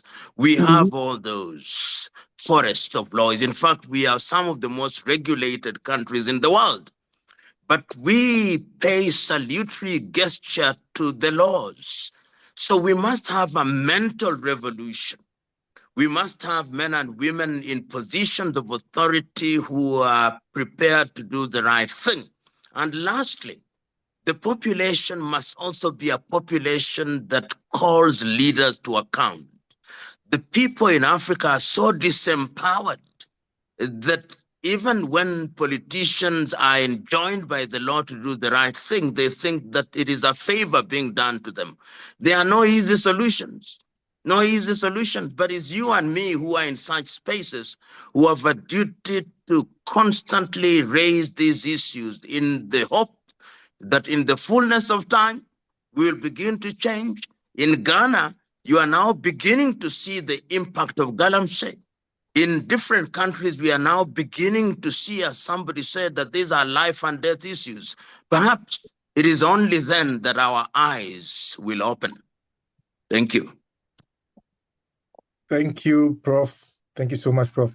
Okay, so Secretary Bridget, I can see Bridget.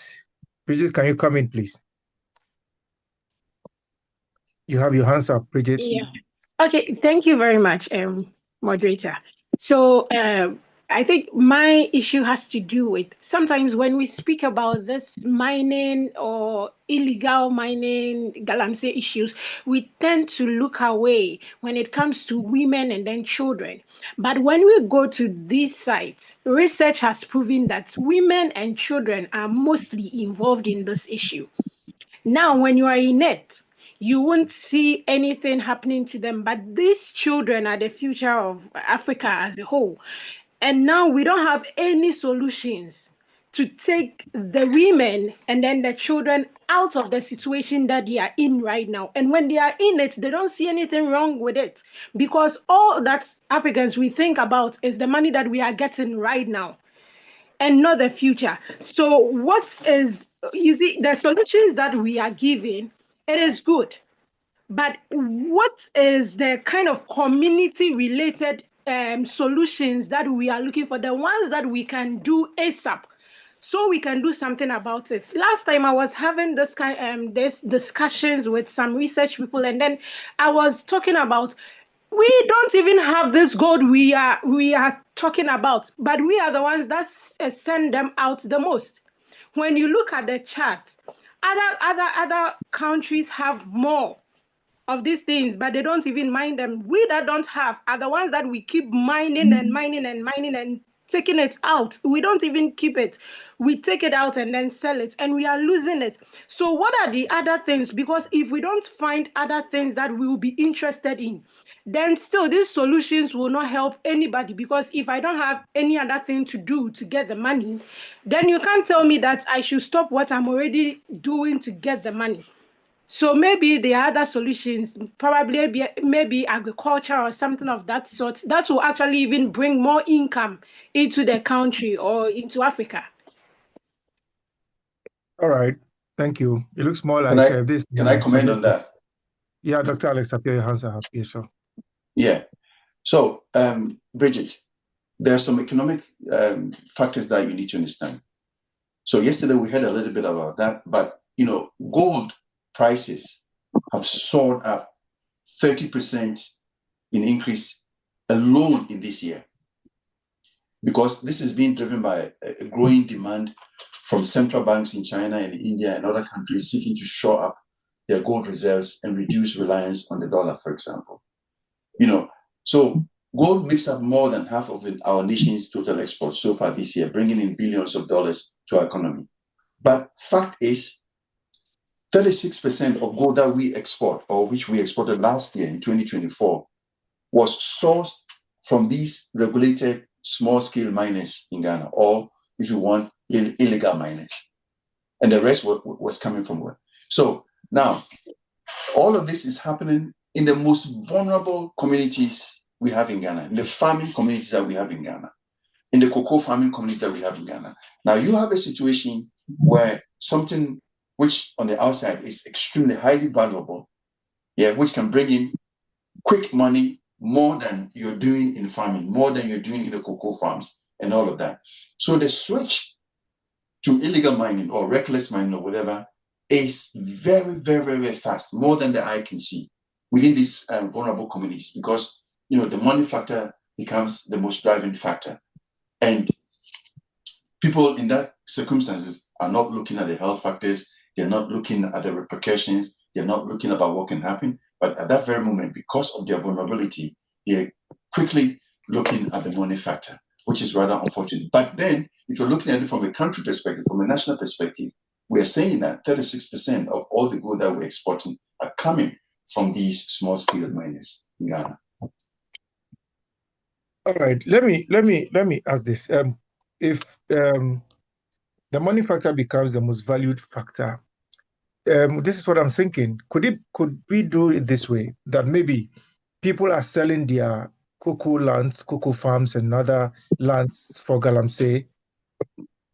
Should government come in and say, okay, instead of you farming or selling your land to galamseyers or illegal miners, this is what I'm going to do. I'm going to give you free fertilizers or farm inputs, seedling, and all that. So you don't, instead of you going to struggle, the farmers going to struggle to get these farm inputs, government gives them, not even at a subsidized rate, but gives it to them for free, and then also helps them with the necessary equipment they have to get this farming done, and also get them with buyers. And in case if government want to go into the mining, it does it in a very regulated manner. Could we be approaching a solution when we get to this very when we use this very approach? Okay, so look at a scenario like this. At a very, very minimum, those in the farming communities where galamsey is happening, they can make up to like 1,000, 1,200 Ghana cedis, sometimes in a day, right? So you can do the math, maybe in a month or 2 or 3, how much money they're making. Compared to even cocoa production, they will never make that money in 3 months when they're doing cocoa production. Never, right? So the government coming in with fertilizers and all of those kind of things, the question becomes, okay, is that enticing enough? Will they be enticed to do that? Right? It's a critical situation. We have to look at it very, very, very well, right? And we have to look at all these factors. And right now, as we speak, the speed at which they can make money as compared to the farming output, right? The difference is huge, right? And they can make money quicker doing galamsey than farming. And that is why they are quick to sell their farmlands. They will sell their farmlands very, very quickly and rather invest in galamsey than in farming. So this is a situation which we're being confronted with. Now, there is also the discussion of declaring state of emergency. And this goes to all 4 speakers, or all 3 speakers, with the exception of Professor Lumumba. But if you want to address it, I'll be grateful too. I want to know, have we gotten to the stage where state of emergency should be declared regarding this galamsey fight? We'll say yes. Yes, we have. There's no argument about that. What else are we waiting for? To see Ghanaians dropping dead at every street corner? The president himself admits that we face a national emergency. I think we all agree that with the rise in kidney disease, the poisoning of our water bodies, over 60% have been poisoned, our foodstuff poisoned, rise in cancer, and so on and so forth, that even our cocoa will soon not be fit for export because we'll be told it contains toxins. Some foodstuffs were taken to the US and found to contain mercury and arsenic. Of course, we should impose a targeted state of emergency. I certainly agree. We've tried all else. I think that's the only option that hasn't been placed on the table yet. Well, it is on the table, and before the elections, the current administration had people lining up to agree with it. Now that they are in government, they've changed their tune. Political will. So now we have the voice. So what can we do to ensure enforcement, to ensure that government could toast to this call? It's only through citizens' action. I talked about LI 2462. We've been campaigning for the repeal for about 2 years. When the current administration was in opposition, they joined us. When they came to power, they tried to do an amendment, which didn't go to the heart of the matter. But because of the continued advocacy, we even took the matter to court. Now they have laid the repeal of LI 2462 before Parliament, and hopefully by next week it should have been repealed. Unless we do a lot of advocacy, there'll be no targeted state of emergency because government high players, so many people are involved in reckless mining as we speak. So I think I would like to add to what you're saying. I mean, we have a lot of people in the call today, and maybe we need more voices. So it's something I want to ask. How can we put forces together to join this process? Advocating for more attention on that. I'll be happy to support that process. So maybe if you can share an option where people can join you in this, because I think sometimes it's very, very good when we have a unified voice, one voice pushing for this instead of having different people fighting on different fronts. Absolutely. Even eco-conscious citizens, we're also part of the National Coalition Against Illegal Mining. And so yeah, I'll share my email address, and I think we should all add our voice. We'll have a press conference, I believe, on Thursday, where we'll be again making the request that we've reached a point where if we don't declare a targeted state of emergency, I think we're going to get to the point of no return. So thank you very much for your interest. And yes, thank you. I think those of us in the diaspora will also want to join. So of course, this is a national call. Yeah, you join petitions. I mean, when we started with illegal mining, we were in the UK. When I saw a post of the River Proud being circulated, how pristine it was and how brown it was. So we mobilized, we got a petition together, we went to the Ghana High Commission and we presented it. We got a fantastic response. This was in 2017. The government wrote, we're going to do this, we're going to do that. Fast forward to 2025, things have gone from bad to worse. So it was very nice words, but no action. So what we can do in the diaspora is also join the call. If enough people join the call, enough people are consistent about the need for a targeted state of emergency. Governments depend on votes. The previous administration has gone because of their unwillingness or inability to fight illegal mining. I don't think this regime wants to see the same fate. So if you add your voices and there's enough pressure, it's about pressure. When there's enough pressure, they will declare a targeted state of emergency. This question would go to Professor Lumumba. As a governance expert, do you think, because this issue is not just peculiar to Ghana alone, like you mentioned, it goes to other African, it cuts across almost Africa, most of African countries that have minerals. Do you think our governments are not really up to task, or they are just kowtowing to foreign powers because we don't have the bargaining power, as you mentioned? Somebody has put it so very well.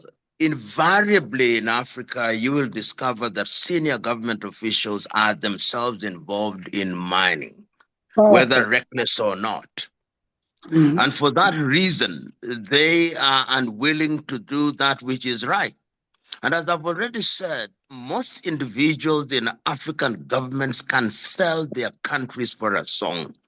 And that is why I can't agree more with the lady who says it is advocacy, make noise. The results will not be instantaneous, but let us have advocacy, let us have court action, let us have petition, let us have this statement being made in different fora. It is the only language that your typical African politician listens to. That is the only way. And unfortunately, it's not for the faint-hearted.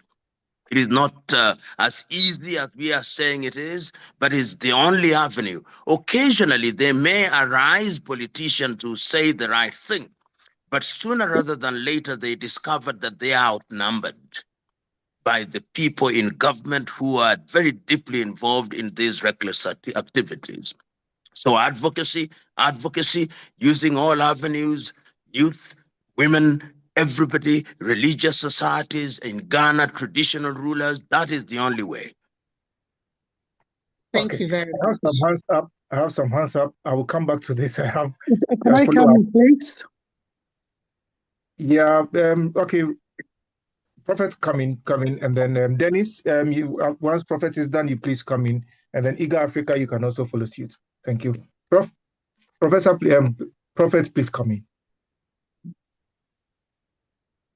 Manuel. Okay, thank you very much. I'm really impressed. And I take the opportunity to thank the speakers, Professor Lumumba and our dear Professor Awula Sewa and the other speakers. This is what I'm really expecting. People who have everything and they are selfless. This is what I'm expecting. If possible, we the diasporas too, in the course of time, we play a role. It's not common to get Africans who are really selfless to really defend their own country. And Professor Lumumba said something that I want to make emphasis on, that to do the right thing. All the speakers, whatever you said is true, but to execute it, the political will. And I remember the statement came that if anything, we have to bring it to the courts. Sometimes very pathetic or sad if we say that the judiciary are not also standing for justice. So all that I want to really say is that we keep it up. And I wish in the course of time, some of us also will occupy such positions like what some of the speakers are now doing.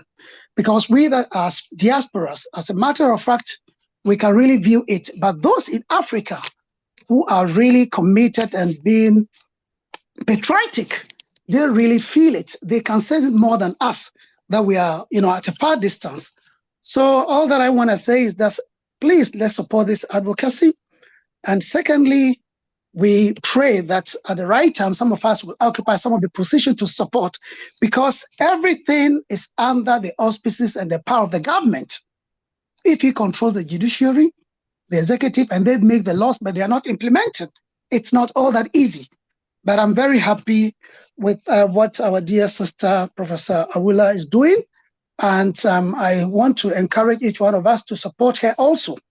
And if God will, at the right time, we can also be at home and be supportive, because she was in UK. At the right time, she migrated to Ghana. And we cannot really say we can be like her, but if the chance is there, we need to. Thank you very much for all your contributions as speakers.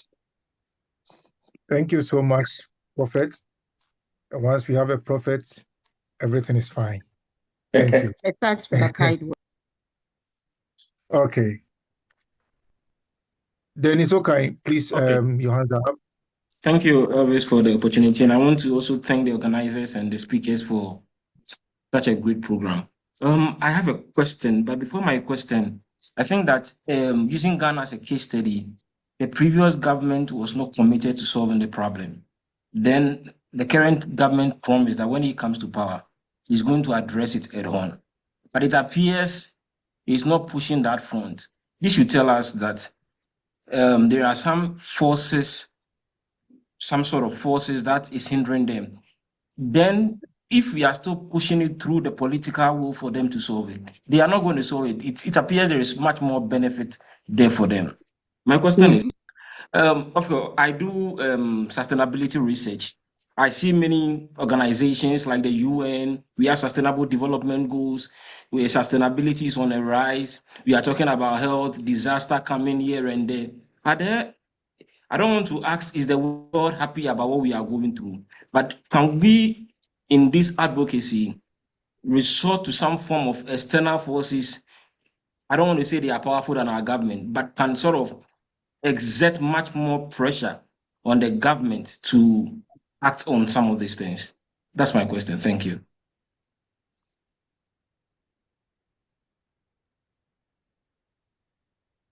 Okay, so Lawyer Awula, Doc.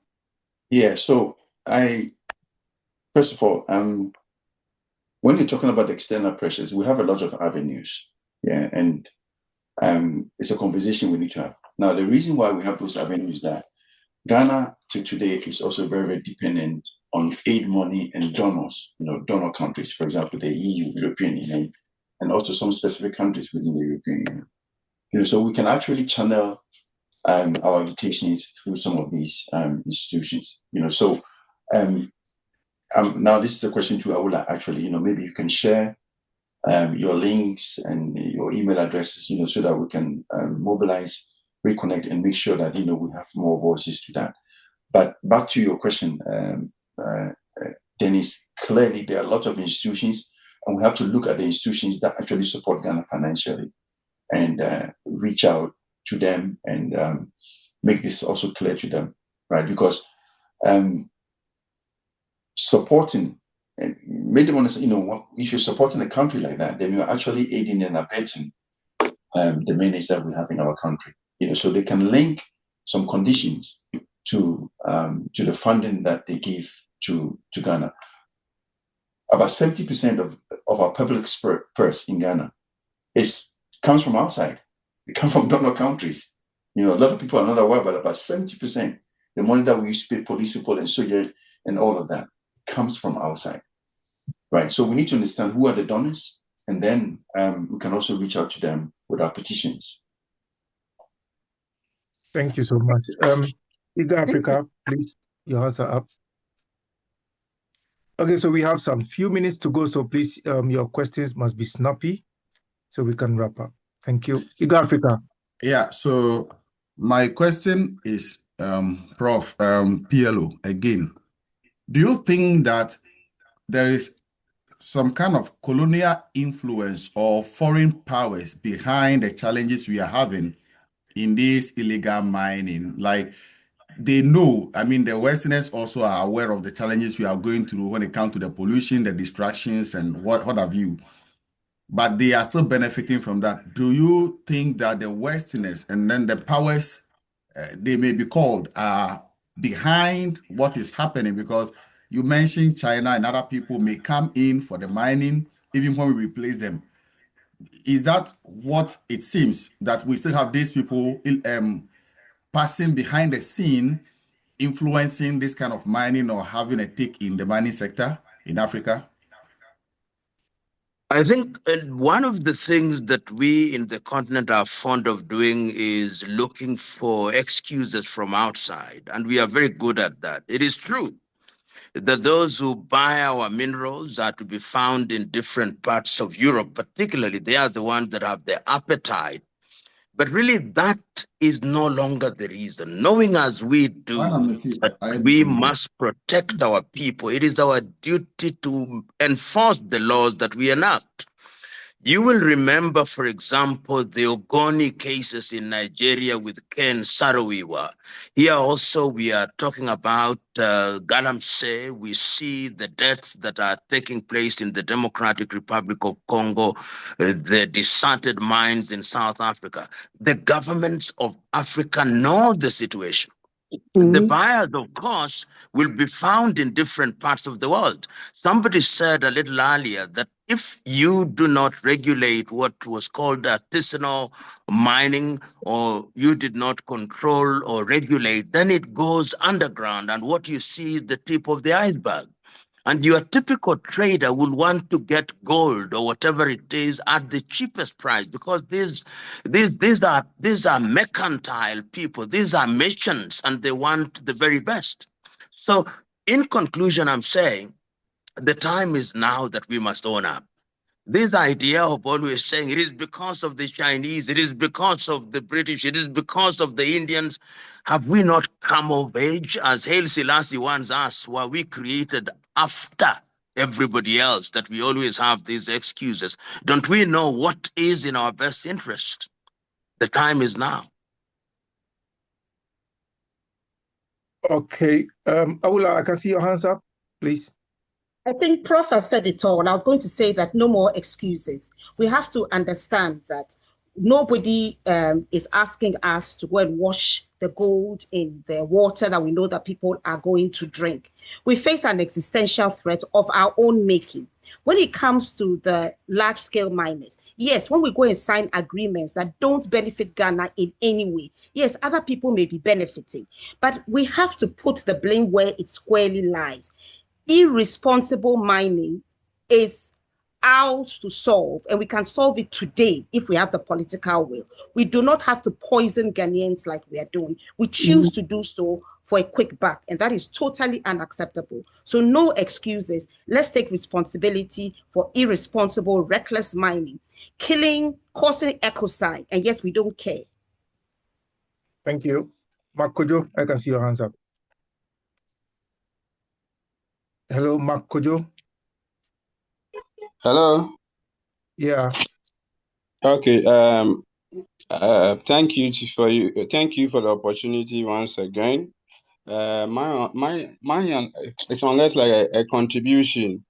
I would like to suggest that since one of the major cause of the irresponsible mining, which is usually caused by the local artisanal miners in our communities, is because of the unemployment situations. Why don't we look at a direction where by government will put these people together and then assign experts to train them on responsible mining, and also assign people to monitor them? Because at the end of the day, there should be inclusion. It's not everybody, or it's not all the artisanal miners who will be able to buy these heavy equipment or use advanced technologies that will help them mine in a very sustainable manner. So why don't we put them together, offer them the needed support, and as well as make sure that, okay, whatever amount of gold they are able to get and whatever amount of money they are making out of whatever they are able to mine, we take a certain percentage from it as a country or government to be able to, get whatever amount we are spending in helping these people set up properly mine in a more sustainable and responsible manner. I feel like these things will also help because unemployment is one of the reasons why you find out you usually find these people engaging in that kind of mining. Yeah.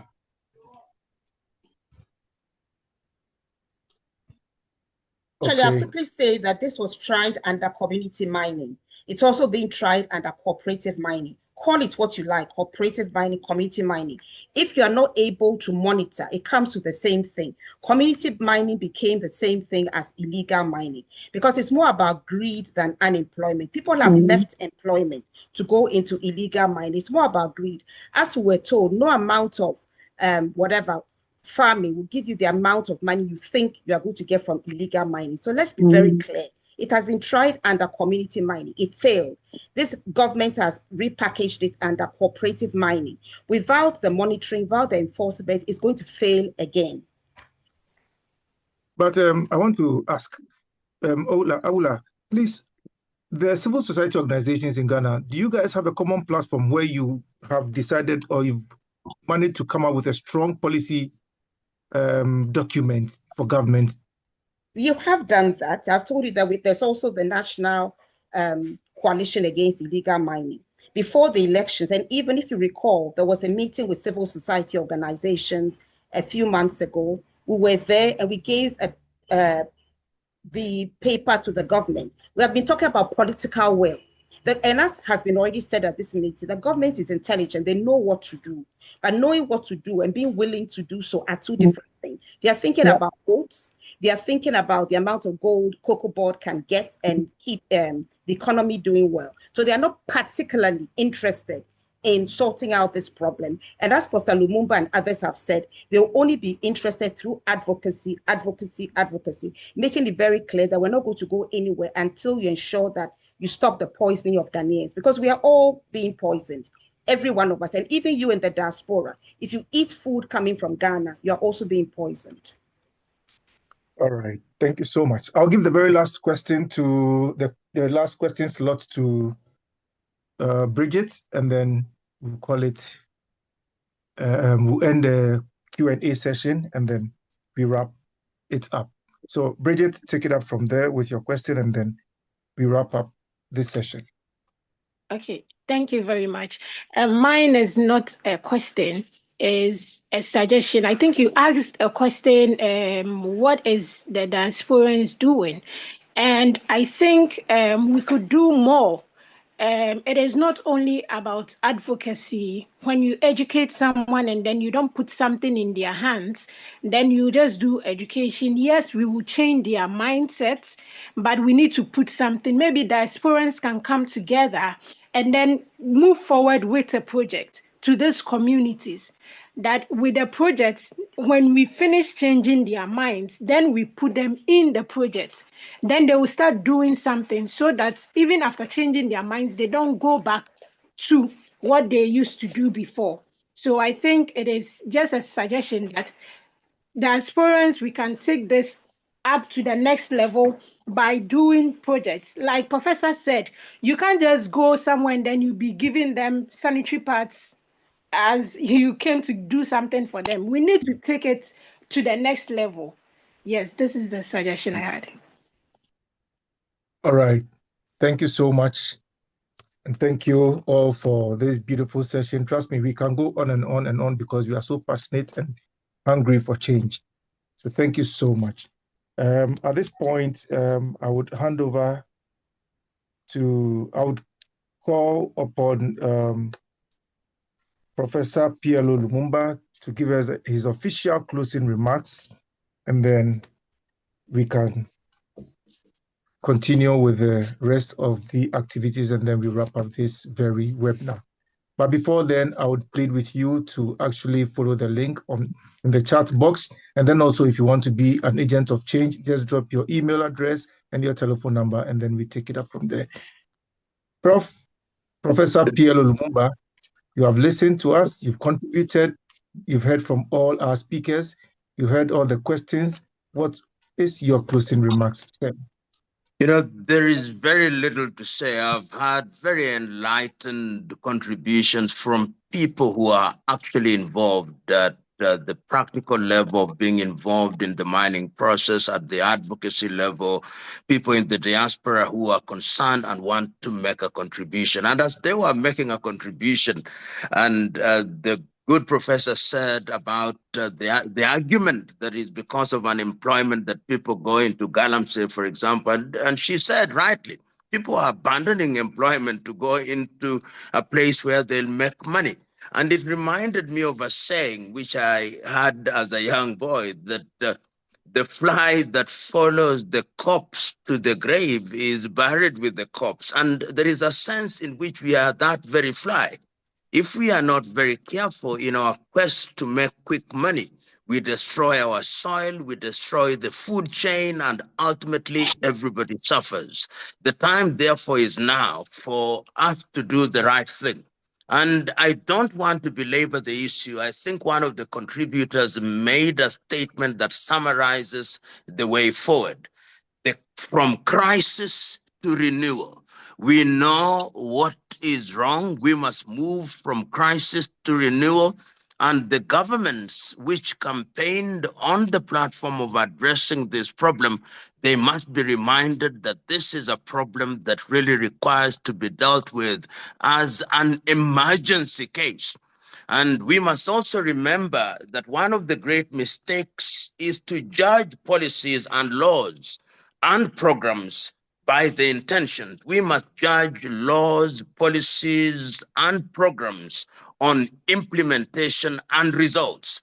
If we do so, then we will be talking about things that are measurable, things that change people's lives and save the continent of Africa in a manner that is necessary and sustainable. I wish you the very best, and I hope that the deliberation that we have had today will find their way on the desk of His Excellency President John Dramani Mahama, and by extension, his administration. Thank you very much.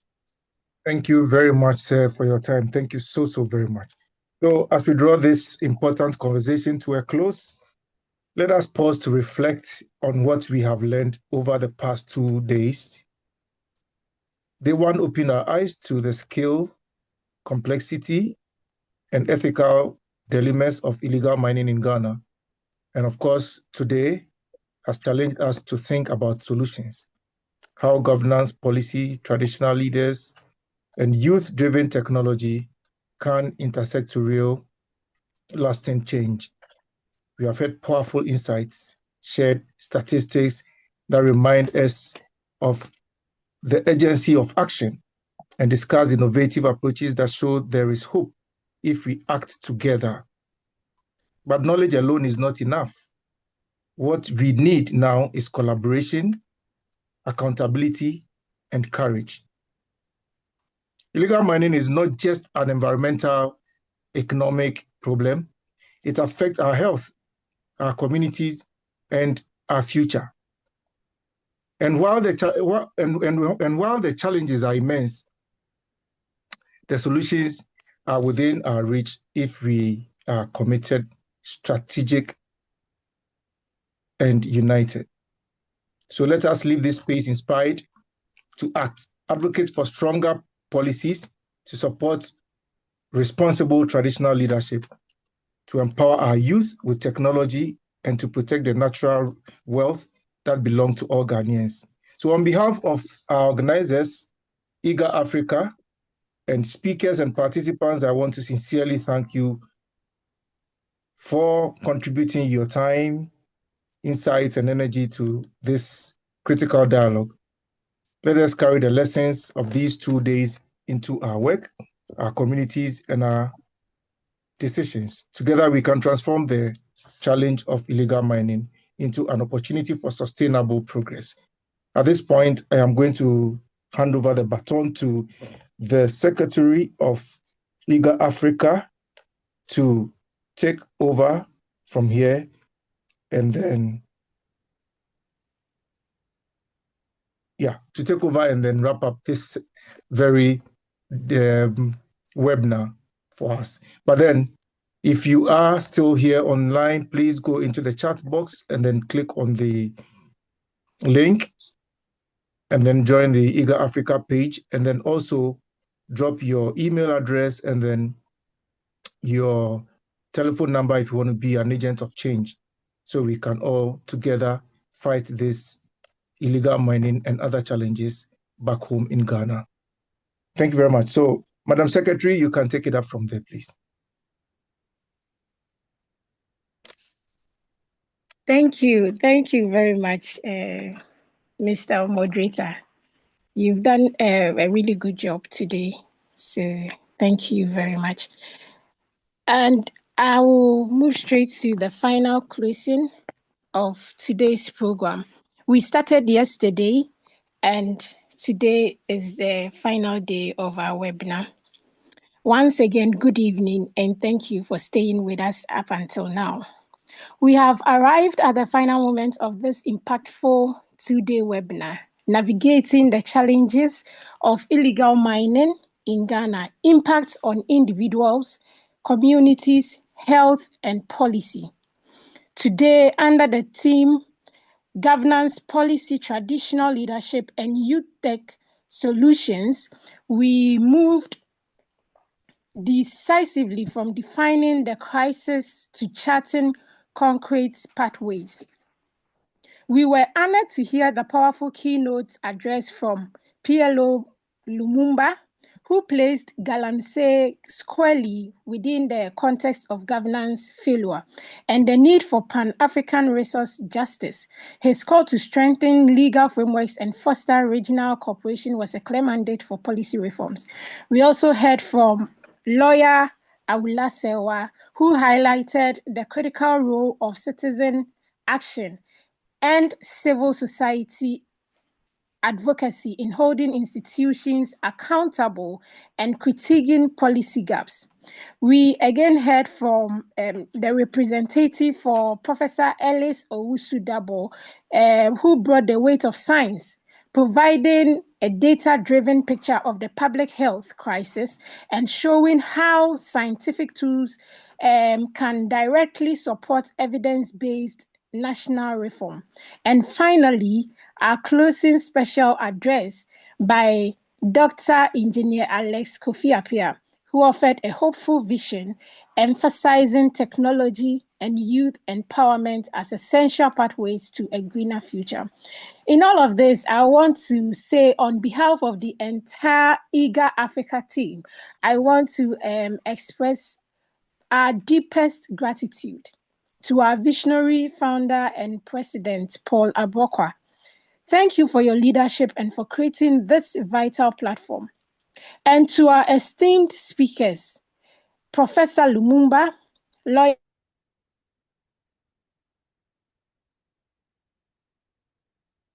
and Dr. Alex Appiah today, and to Professor Frimpong Manso, Dr. Charles Sego Moses, and Dr. George Manfo, who took us through. Yes, you have provided the analysis needed to translate dialogue into tangible benefits for our people.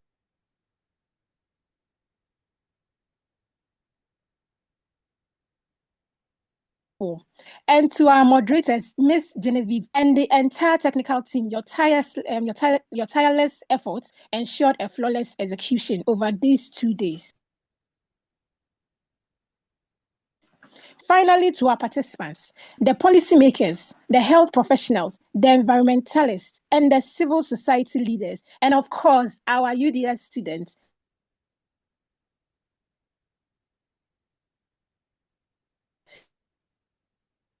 Madam Secretary, if you can position yourself well, your line keeps going on and off. Are not just participation, their commission does not end here. We leave this webinar with clear next steps to champion legal reform, to mobilize citizen action, and to empower the youth with the technology and alternative livelihoods they need. Thank you very much and have a good evening. All right. Thank you very much, Madam Secretary Bridget Into. Thank you so much for your time. And I would also want to say a very big thank you once again to our speakers and then IGER Africa for also providing the platform for us to come together, to reason together, to see how best we can find solution to the illegal mining menace, which is a laudable one from IGER Africa. Thank you so much. So please, we will now invite the closing prayers from Pastor, no, we'll call on President Paul Abrokwa to present a citation. Yes, Mr. Abrokwa. Thank you so much, Mr. Moderator, for a wonderful job.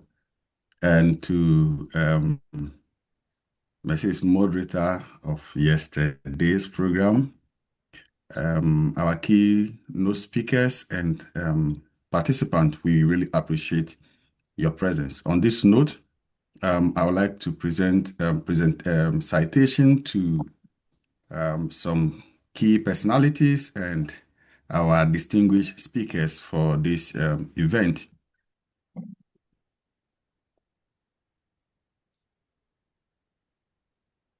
Yeah, so first on the list is our own professor, the keynote speaker for today, Professor P.L.O. Lumumba. And I read, I believe we all can see the citations. On the occasion of the IGER Africa webinar, Navigating the Challenges of Illegal Mining in Ghana, Impact on Individuals, Communities, Health, and Policy, we extend sincere gratitude for your pivotal role as a Saturday keynote speaker. Your expert delivery on the subject of law, governance, and Pan-African resource justice in combating illegal mining was impactful. We honor your commitment to exposing Galamsey as a governance failure and security crisis, and your proposals for strengthening legal frameworks, including reviewing Ghana's Mineral and Mining Act. We salute your powerful call for Pan-African cooperation, civic responsibility, and youth awakening on national duty. This citation is presented on the 6th day of December 2025, signed by Paul Abrokwa, founder and president of IGER Africa, Bridget Into, administrator and general secretary, to Professor P.L.O. Lumumba, Pan-Africanist, legal practitioner, and governance expert. Prof, accept our citation on your delivery today. Thank you so much.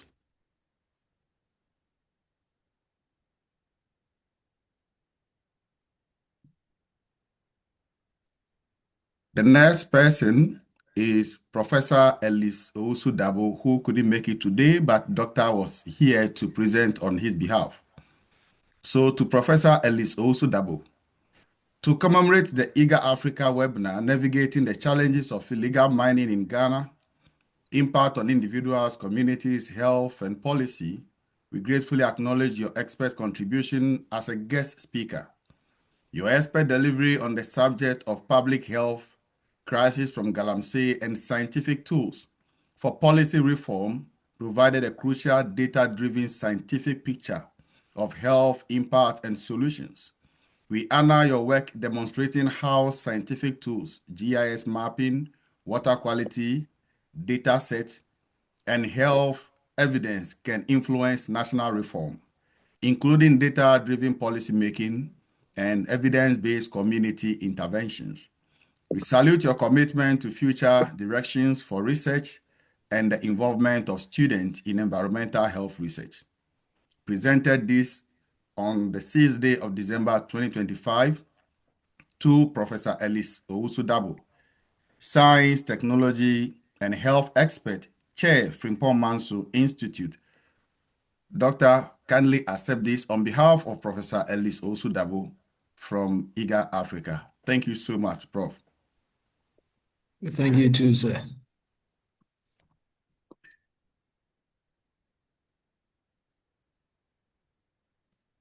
So the next citation is for our only woman, the most powerful woman in Ghana now against illegal mining.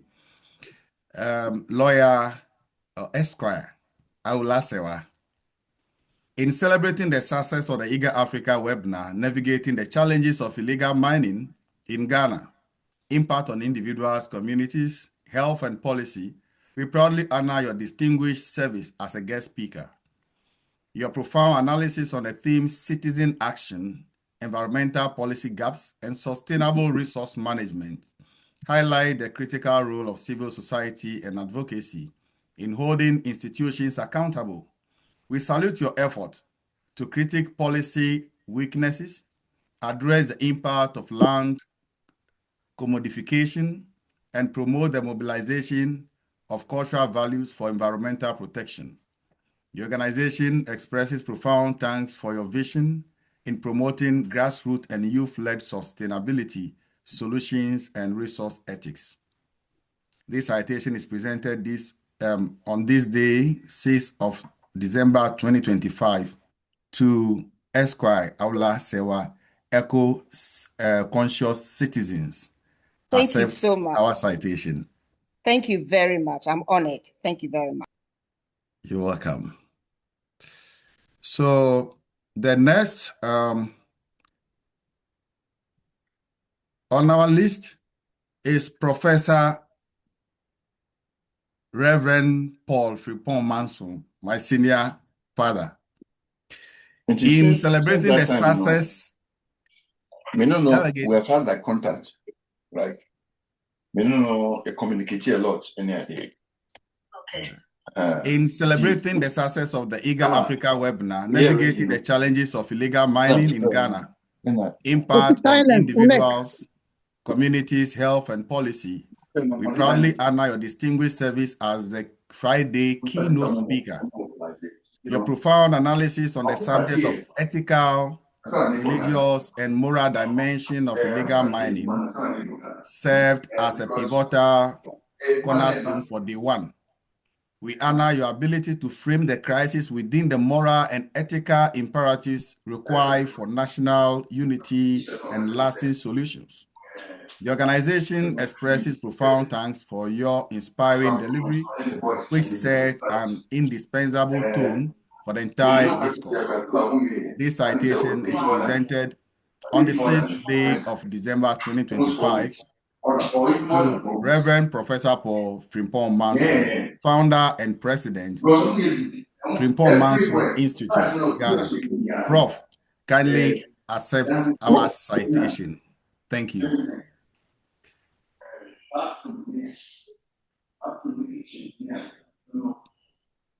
Please, can we all mute our microphones? I think there's someone microphone very loud.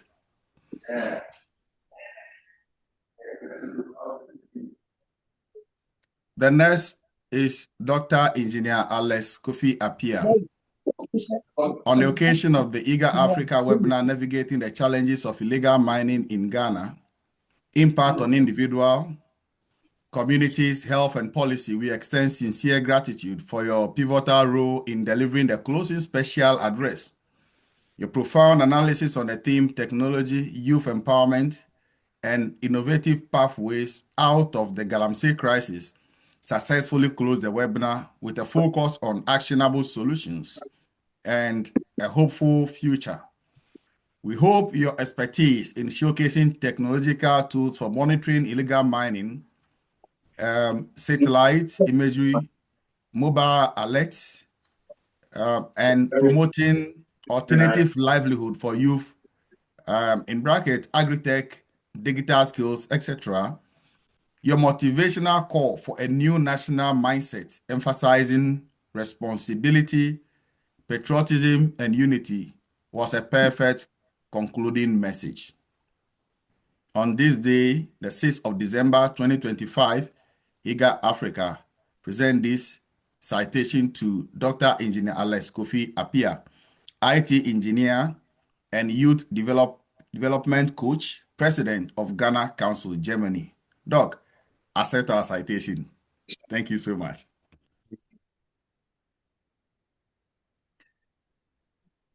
Dr. George Manfo is our next personality to receive the citation. To commemorate the IGER Africa webinar, Navigating the Challenges of Illegal Mining in Ghana, Impact on Individuals, Communities, Health, and Policy, we proudly recognize your valuable expertise as a guest speaker.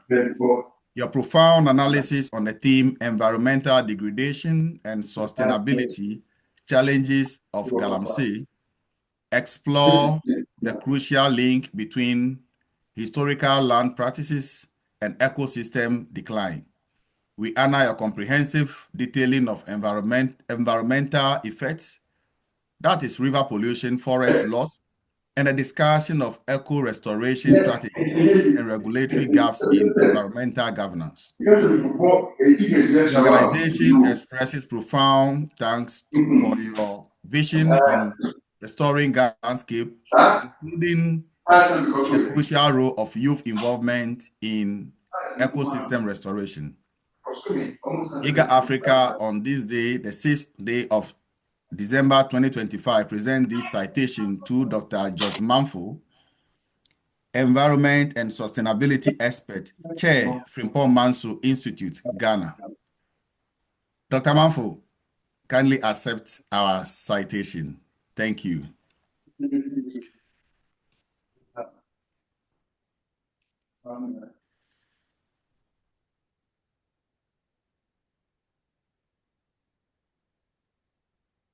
We also, next on the list is our professional moderator for yesterday's event, Miss Genevieve Bach.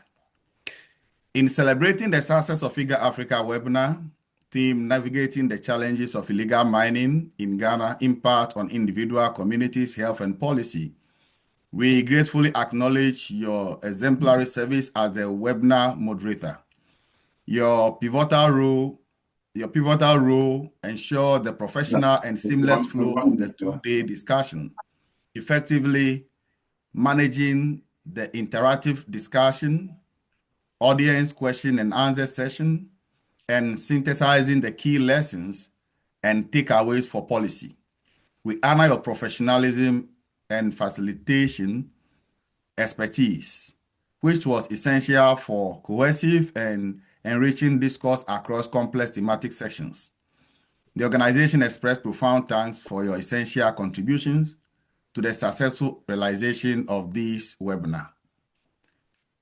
This citation is presented on this day, the 6th day of December 2025, to Miss Genevieve Bach, professional practicing MC, Germany.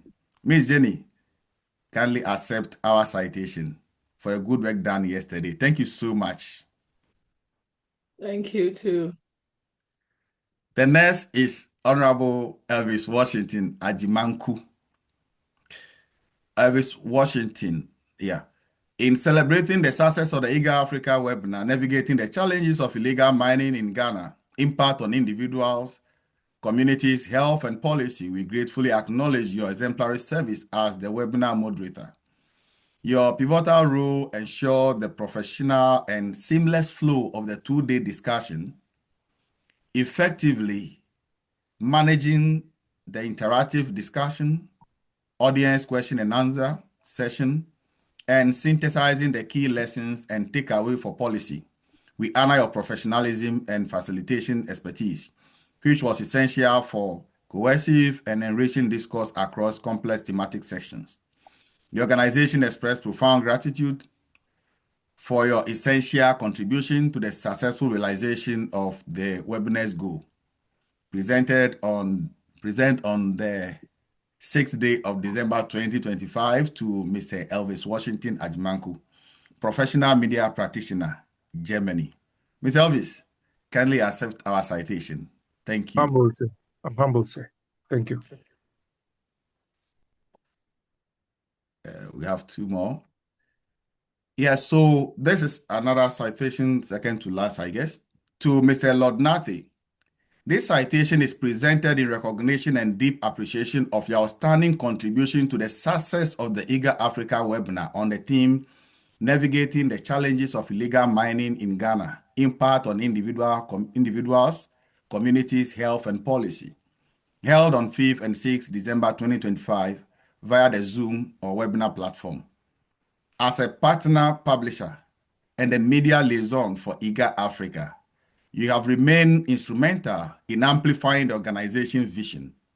Through your professional expertise and strategic use of media platforms, you have significantly expanded IGER Africa's reach, strengthened its public image, and promoted its mission both across Africa and globally. Your dedication to using digital media as a powerful tool for advocacy, awareness, and social change has played a vital role in advancing conversations around environmental justice, sustainable leadership, youth empowerment, and responsible governance. We therefore acknowledge and celebrate your invaluable service, steadfast partnership, and remarkable contribution to the success of this important engagement. With deep gratitude, we honor your impact and lasting commitment to the mission of IGER Africa.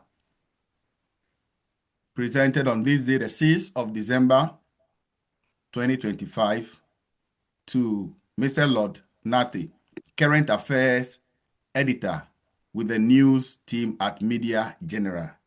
Lord Nathy, thank you so much. You have been a good brother. Thank you too. Finally, we have our brother, Mr. John Akon. On the occasion of the IGER Africa webinar, Navigating the Challenges of Illegal Mining in Ghana, Impact on Individual Communities, Health and Policy, we proudly honor your outstanding partnership and youth mobilization. Your vital contribution as the SRC president of UDS, Nyankpala Campus, level 400 biological science student, was indispensable to the success of the event. We salute your dedication to mobilizing students and ensuring the participation of the next generation of leaders, effectively fulfilling the mission of IGER Africa to advance dialogue that translates into tangible benefit for our people. The organization extends sincere gratitude for your youth leadership and successful partnership in championing the cause of environmental accountability. This citation is presented on the 6th of December 2025 to Mr. John Akon, student partner, SRC president, UDS Nyankpala Campus, and to the entire UDS student and all the other university students present. We appreciate your presence and your efforts in making this program a success. Mr. President, kindly accept our citation. Thank you so much. Thank you very much, sir. I really appreciate it. On behalf of the whole students of UDS and Nyankpala Campus, we say thank you. And God bless you for this seminar. On this note, I want to say thank you to everyone. And please, if you have not followed us on any social media, our links are in the chat box. Kindly join the chat box to follow us. Leave your number as said by the moderator so that we will reach out to you to form the youth change movement to cause a change. This is not ending here. IGER Africa program webinar on this particular topic, this is just the beginning. We will work together with you to make sure the change we are looking for manifests to save our environment, our children, our families, and the generations yet to come. The Ghana chapter of IGER Africa, I say thank you so much for supporting us, being there for us all the time. And to everyone, thank you. We'll reach out to you once again. Prof. Lumumba, we will have a discussion after this program. Thank you.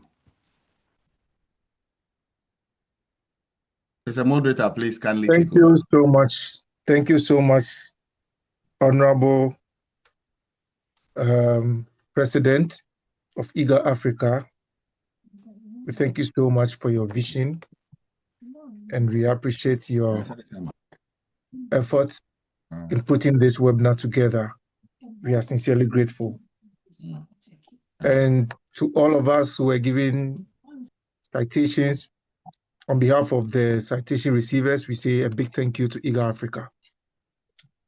All right, so we call on Prophet Emmanuel to give us the closing remarks, and then we call it a day. So Prophet Emmanuel Kumsin, if you can give us the closing remarks. Thank you, sir.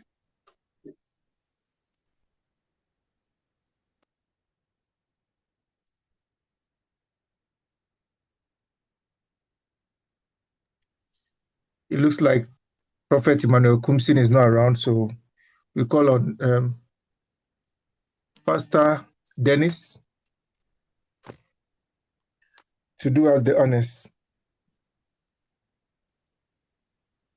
You mean prayer, right? Yeah, closing prayer. Okay, let's pray, please. Thank you. Father, we thank you for this evening. We give you glory. We give you praise for gathering us from different backgrounds, from different sectors, from different experiences, all to discuss issues concerning our land. We pray that the discussions that we have made this evening will go a long way to inform policies and to bring deliberate change that will affect the lives of people. We pray in the name of the Lord Jesus that resources needed for even this fight, protections here and there to advance this cause will be released. And we pray that all the people that participated will receive your blessings. We thank you even for the organizers and everybody involved. Let your blessings rain upon us. Keep us in perfect peace. We thank you. In Jesus' name, amen. Amen. Amen. Amen. Amen. Short but powerful. All right. So as we bring this webinar to a close, I would want to say a big thank you once again to everyone who joined us, especially to our people from Nyankpala campus, UDS. We say a big thank you. These are students who have actually taken time off their studies to join us. And we are so grateful. We don't take your time for granted. And we appreciate all our speakers too. We say a very big thank you. And indeed, for me, it has been a big eye-opener and a great opportunity to have this program with important people like you watching me. I say a very big thank you to everyone who participated. God bless us all. And we call it a day. But before then, please go into the chat box and then click on the link to join the IGER Africa page if you've not done so. And then also we have some poll going on. You can please answer the questionnaire for us. We'll be grateful. And if you want to join the movement for change, if you want to be an agent of change, please kindly drop your telephone number and your email, and then we take the conversation from there. So we say a very big thank you once again. God bless us all, and let us all have a very beautiful and successful week. Thank you. Thank you. To God bless you. Amen. I'm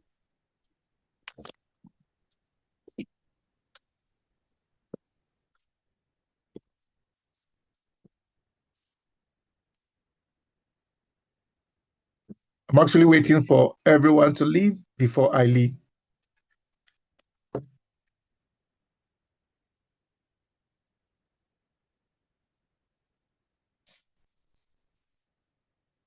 So it's been a very powerful session.